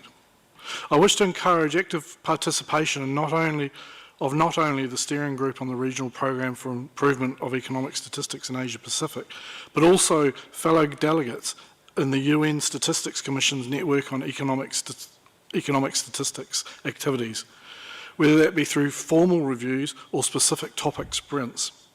In 2022, the network is aiming for an agile and more responsive system of economic statistics based on 4 thematic work streams. Firstly, networking, where they're discussing collaboration and user consultation. Secondly, transforming and challenging the system through the discussion of statistical infrastructure and operations and data solutions. Thirdly, enabling through the discussion of institutional arrangements and governance. And finally, fourthly, experimenting, integrating and documenting through the discussion of statistical frameworks and methods. In addition, the network have a number of proposed sprints on these 4 thematic work streams on its work program. At yesterday's expert dialogue discussions, we heard that there are a number of issues facing many countries in the Asia Pacific region in terms of beyond GDP and even GDP itself, and how to measure the digital economy, and we're also facing data collection challenges. In order for these issues to be heard, I encourage participation in the mechanisms provided by the Network of Economic Statistics. And finally, I'd like to make a suggestion that a Stats Cafe session be arranged with the Network of Economic Statisticians so that they can outline their work program so that this Asia Pacific community can gain a greater understanding of the work of the network and how to best engage. Thank you. Thank you, distinguished delegate from New Zealand, for your statement. The next speaker is distinguished delegate from Russia Federation, to be followed by distinguished delegate from Iran. So, delegate from Russia Federation, you have the floor. Спасибо, господин председатель. Российская Федерация хотела бы поприветствовать прогресс, достигнутый региональными тематическими группами в деле совершенствования статистики в государствах-членах ЭСКАТа, как в экономической, демографической, социальной, а также статистике, связанной со стихийными бедствиями. Также хотели акцентировать внимание на расширение партнерских связей между государственными членами ЭСКАТа, региональными отделениями учреждений системы ООН и иными международными организациями в целях совершенствования статистического учета и укрепления потенциала национальных статистических служб региона. Хотели бы выступить в поддержку деятельности СИАТа и подтвердить готовность России и дальше налаживать продуктивное взаимодействие на этой площадке по разработке и проведению как очных, так и дистанционных семинаров и других проектов, а также проектной деятельности в рамках ЭСКАТа, финансируемой за счет российского добровольного взноса. На сегодняшний день Российской Федерации финансируются 2 проекта. Это по статистическому мониторингу выполнения целей устойчивого развития в Центральной Азии. И второй проект – это подготовка молодых статистов в области официальной статистики из стран Центральной Азии. В обоих мероприятиях активно принимают участие российские статистические ведомства, также недавно созданный Центростат. Хотел бы привлечь всех стран посмотреть на опыт Центростата, и, возможно, такие инициативы могут появиться и в других странах нашего региона. Спасибо большое. Thank you, distinguished delegate from Russia Federation, for your statement. Our next speaker is distinguished delegate from Iran. You have the floor. Distinguished delegate from Iran, you have the floor.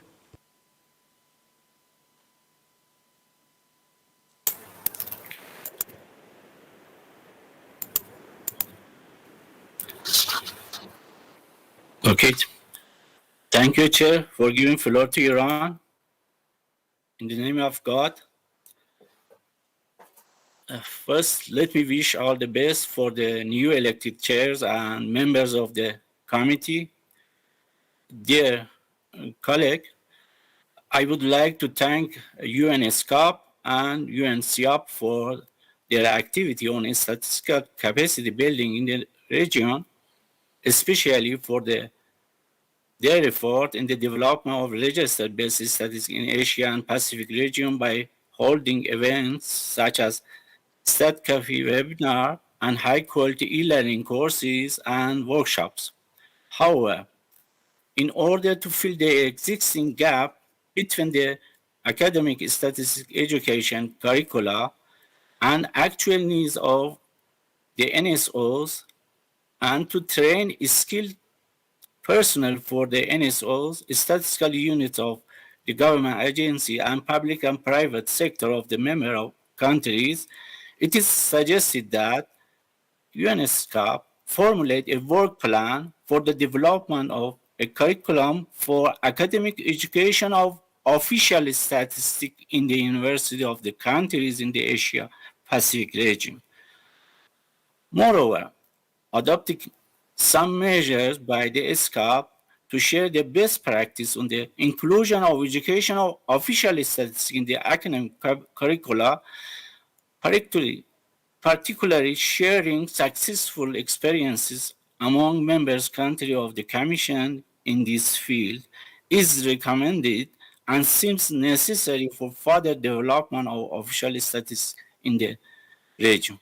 We believe that from now on, it is necessary that universities to pay more attention and more involving to educate official statistics in the university. Thank you very much for your attention.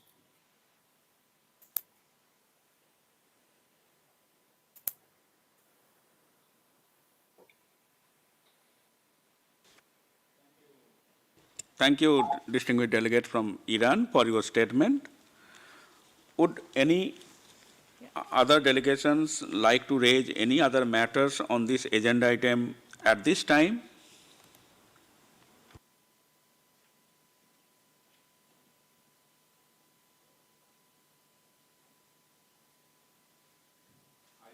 I see none.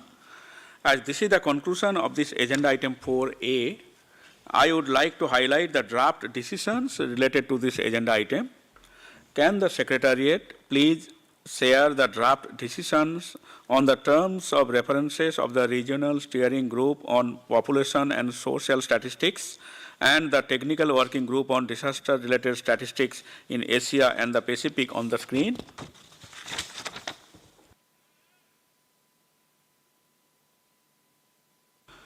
The draft decisions are: Decision 1, the committee endorses the revised terms of reference of the Regional Steering Group on Population and Social Statistics as contained in the annex to ESCAP/CST/2022/4. Decision 2, the committee decides that the Technical Working Group on Disaster-Related Statistics in Asia and the Pacific shall continue its work.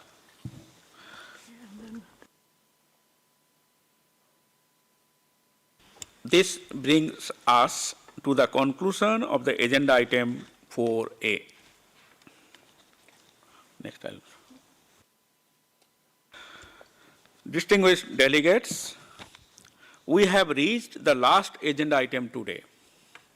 Agenda item 4B, initiatives by global, regional and sub-regional organizations in support of the collective vision and framework for action as presented in the document Advancing Official Statistics for the 2030 Agenda for Sustainable Development, initiatives by global, regional and sub-regional organizations with respect to the collective vision and framework for action, ESCAPE/CST/2022/INF/6. The floor is now open for comments. The First speaker is distinguished delegates from China, to be followed by distinguished delegates from Indonesia. So, distinguished delegates from China, you have the floor.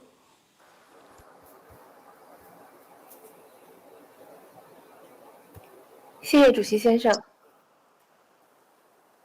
中方注意到全球、区域和次区域组织支持落实共同愿景和行动框架的行动，对相关组织发挥的积极作用表示肯定。中方积极支持相关区域和国际组织工作，共同推进可持续发展目标进展统计工作。面对复杂严峻的国内外发展环境，中国统筹疫情防控和经济社会发展。上半年，中国 GDP 总值增长 2.5%， 全国城镇调查失业率连续2个月继续回落，全国居民人均可支配收入扣除价格因素实际增长 3%， 人民生活水平和福祉得到实实在在的保障。中国经济韧性足，潜力大，长期向好的基本面没有改变。我们对中国经济发展前途充满信心。去年，中国国家主席习近平提出全球发展倡议，旨在推动破解发展难题，加快落实联合国2030年可持续发展议程。欢迎亚太各国和区域以及国际组织围绕减贫、粮食安全、气候变化、绿色发展等倡议重点合作领域开展统计合作，通过能力建设、论坛研讨、实践项目等加强经验交流、技术分享和务实合作，用好区域和全球合作平台和机制，更好推进我们的共同议程。谢谢。Thank you, distinguished delegate from China, for your statement. The next speaker is distinguished delegate from Indonesia, to be followed by distinguished speaker from Pakistan. Distinguished speaker from Indonesia, you have the floor.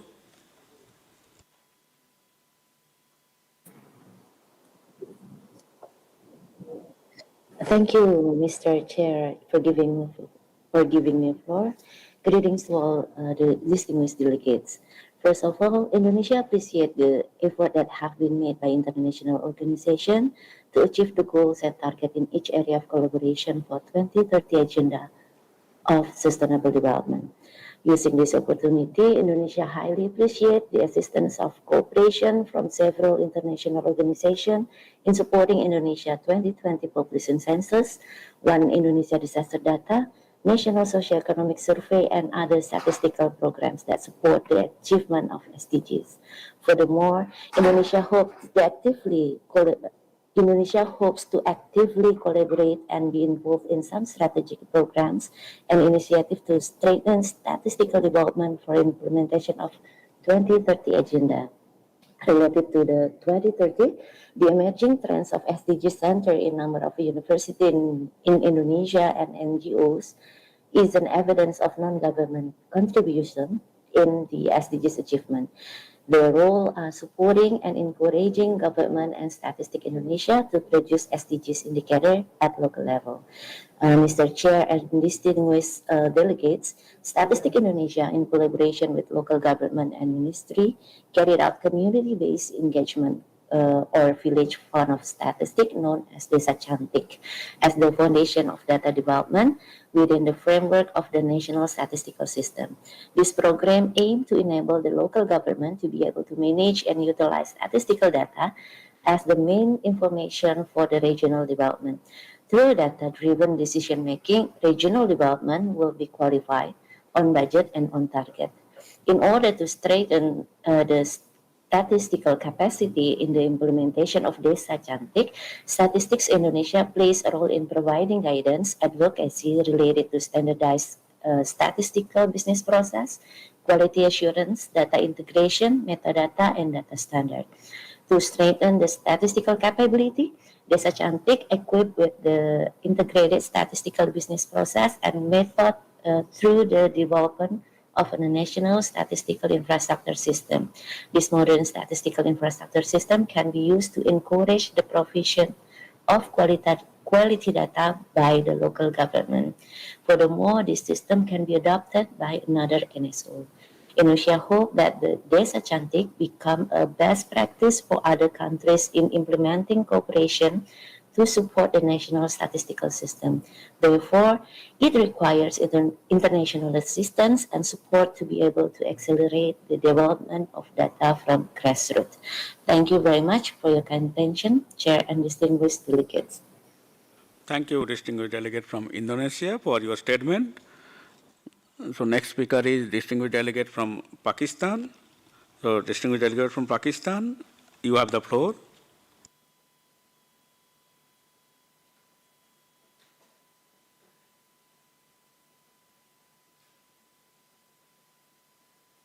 Distinguished delegate from Pakistan, floor is yours. Thank you very much, Chair, for permission. Development partners play a vital role in implementation of initiatives by global, regional, and sub-regional organizations for collective vision and framework for advancing official statistics for 2030 Agenda for Sustainable Development.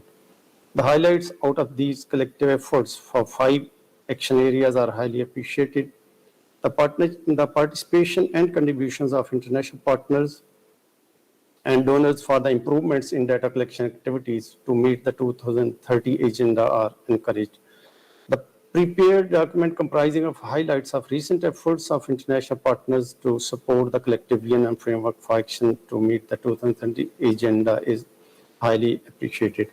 Pakistan acknowledges the contributions of ILO, particularly with respect to improvements in the questionnaire of Labor Force Survey 2020-21 in Pakistan with respect to coverage of 11 SDG indicators.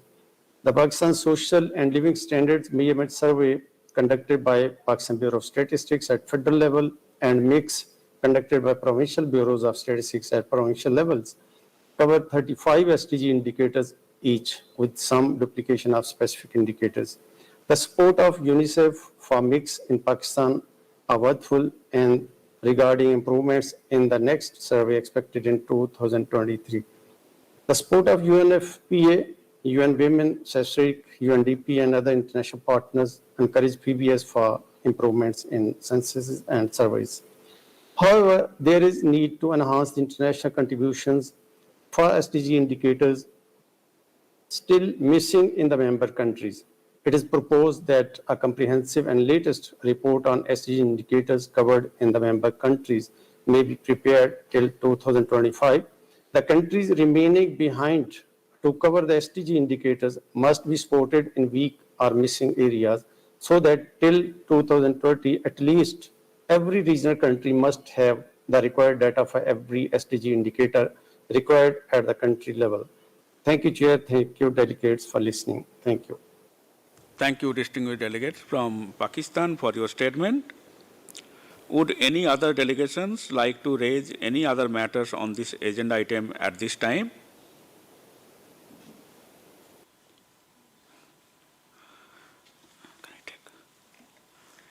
We'll move on to international organizations. So I think now I will move on to international organizations. So the next speaker is distinguished delegates from the organization ESCAP. So distinguished delegate from organization ESCAP, you have the floor.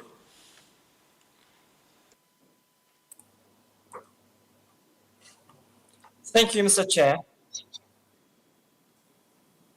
Distinguished delegates, ladies and gentlemen, I would like to brief your August committee on the activities implemented by CSIC in support of the collective vision and framework for action since the 7th session of the ESCAP Committee on Statistics held in August 2020 as follows. For Action Area A, engaging users in and investing in statistics, CSIC prepares annual progress reports on 8 prioritized SDGs SDGs 1 to 5, 8 to 9, and 13. The 2021 edition of the report covered the prioritized SDGs and other 6 SDGs, namely SDGs 6, 7, 10, 11, 12, and 14. CESIC also organized 67 statistical training capacities under its Statistical Capacity Building Program, StatCap, for the benefit of the NSOs and line ministries of the mutual member countries of the OIC and ESCAP on various topics such as agriculture, demography, education, and science, technology, and innovation. For Action Area B, Assuring Quality and Instilling Trust in Statistics, we organized a workshop on coordination within the national statistical systems in collaboration with UNSC, with additional contributions received from Paris 21, ESCWA, and UNECE on 15 to 17 June 2021. In addition, CESIC also organized a workshop on modernizing statistical legislations in collaboration with the UNSD, with additional contributions from ECE, ESCWA, ESCAP, ECA, and Paris 21 on 1st and 2nd June 2022. For Action Area C, Integrated Statistics for Integrated Analysis, we organized 4 training courses and 3 webinars on the topics related to big data applications and statistical data analysis for the benefit of the 15 mutual member countries of OIC and ESCAP. For Action Area E, having requisite skill set, we organized 11 training courses and 5 webinars on the topics related to indicators under SDGs 1 to 7, 8.9, 9, 11, and 13 for the benefit of the mutual member countries of the OIC and ESCAP. Besides, monitoring and reporting of SDG 1, SDG 3 indicators were also discussed in the annual sessions of the OIC Statistical Commission held in 2020 and 2021 respectively. In addition, and lastly, CESIC contributed to the consultative group of experts CGE regional webinar on embedding climate reporting in national statistics systems for Africa and Eastern European regions organized by the UNFCCC on 30th September 2021. Thank you for your attention. Thank you, Mr. Chairman. Thank you, distinguished delegates from International Organization ACSRIC for your statement. The next speaker is from distinguished delegate from International Organization Gender Data Network, GDN, to be followed by distinguished delegates from Organization ASEAN Secretariat. So distinguished delegates from Gender Data Network, GDN, you have the floor. Thank you, Chair, for the opportunity to provide a statement on behalf of Paris 21 on an initiative in support of the collective vision with regard to gender equality. Accurate, timely, and comprehensive gender data are essential in ensuring that policies are impactful and improve the lives of women and girls. Despite this need, gender data gaps persist. Cross-country knowledge exchange focusing on national staff in charge of data is an important mechanism to fill these gaps. Such exchanges can create a learning network to apply and scale good practices to produce, analyze, and use gender data. One example of this is the Gender Data Network, GDN. Founded in 2019, the GDN is a joint initiative between Paris 21, Data 2X, the United Nations Economic Commission for Africa, and Open Data Watch. The GDN organizes a range of events to bring together gender data focal points from national statistical offices in over 20 countries across Africa, creating opportunities for members to engage with each other, strengthen their skills, and learn from experts. In just 2 years, the GDN has established itself as a cornerstone of the gender data and statistics community in Africa. It has done this by providing a supportive platform that facilitates networking, sharing new technical advancements, and providing skills training to help members build political buy-in for gender data in their countries. The GDN continues to elevate the importance of gender data and statistics in all its activities. In late July 2022, the GDN was formally committed as a technical assistance partner to the W20, which is a G20 subgroup focused on gender issues. In this commitment, the Gender Data Network will help guide the W20 to elevate gender data within its agenda, working to inform policy best practices that identify and respond to the needs of the most vulnerable people, foster economic inclusion, and strengthen resilience. In the next phase of the network, the GDN is excited to expand its membership to the Asia and Pacific region. We would be happy to discuss these plans with you further, and if you're interested in joining the network, please contact us at Paris 21 or ESCAP. We look forward to working together to support the collection, analysis, and use of gender data for inclusive and sustainable development. Thank you. Thank you, distinguished delegates from the organization Gender Data Network, GDN. Next speaker is distinguished delegate from ASEAN Secretariat. So, distinguished delegate from ASEAN Secretariat, you have the floor. Thank you, Mr. Chair. In the spirit of leaving no one behind, the ASEAN Community Statistical System had agreed to implement the initiative of ASEAN Help ASEAN Framework for statistical capacity building. The main objective of this initiative are to avoid full dependency to external support, to provide opportunity to ASEAN member states to share relevant issues and their corresponding best practices, and to support ASEAN Community Statistical System in developing and implementing a more sustainable capacity building program, which in the end would contribute to the enhancement of statistical capacity in ASEAN member states and ASEAN Secretariat.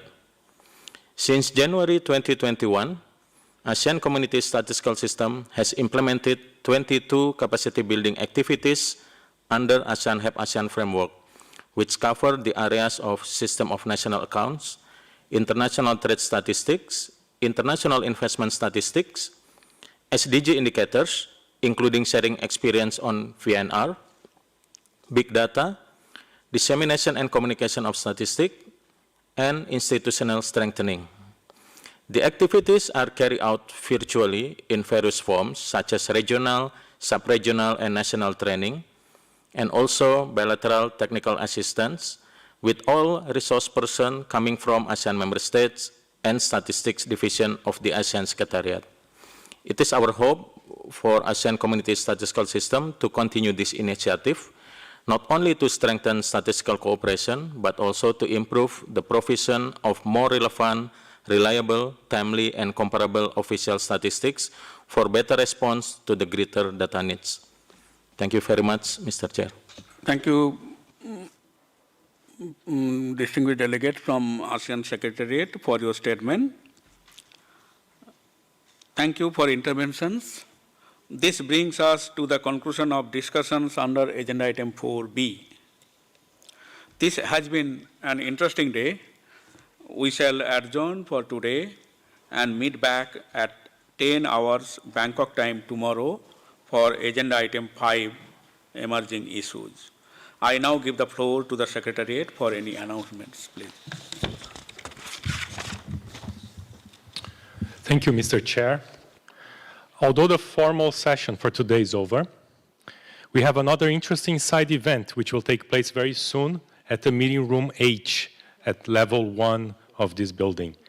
The event is called Innovative Methodology to Monitor SDG 16, organized by UNODC COSTAT Center of Excellence. This event is a hybrid event, so participants are welcome to join in person or online through the link posted on our website. For tomorrow, Wednesday 24, before we start the formal session at 10 a.m., we would like to remind you that the side event on the role of regional statistics strategies in strengthening people-centered development, organized by the Pacific Community, will be held at Meeting Room H and online from 9 to 10 a.m. Bangkok time. The link to join this event is also available on our website. Kindly note, the link to access the conference through Kudo tomorrow will be the same as today. However, the link for YouTube tomorrow will change and is available in the program. Delegates who join via Kudo are welcome to join 30 minutes before the session starts for connection testing. For those at ESCAP premises today, please be informed that the United Nations Department of Safety and Security has advised that demonstrations are taking place around the government house near the conference center. Therefore, road closures and traffic disruptions may be expected today and tomorrow, especially in the afternoons. Have a good afternoon, and we all look forward to seeing you tomorrow. Oh, I've just been informed there's another side event also this afternoon at the same time from 4 to 5. It's on high-frequency data collection using telephone interviews and real-time reporting, tested methodologies and country experiences. It's also a hybrid event, and so the link should be available on the website, and it's organized by UNICEF. So that's all for today, and hope to see you all tomorrow. Thank you very much.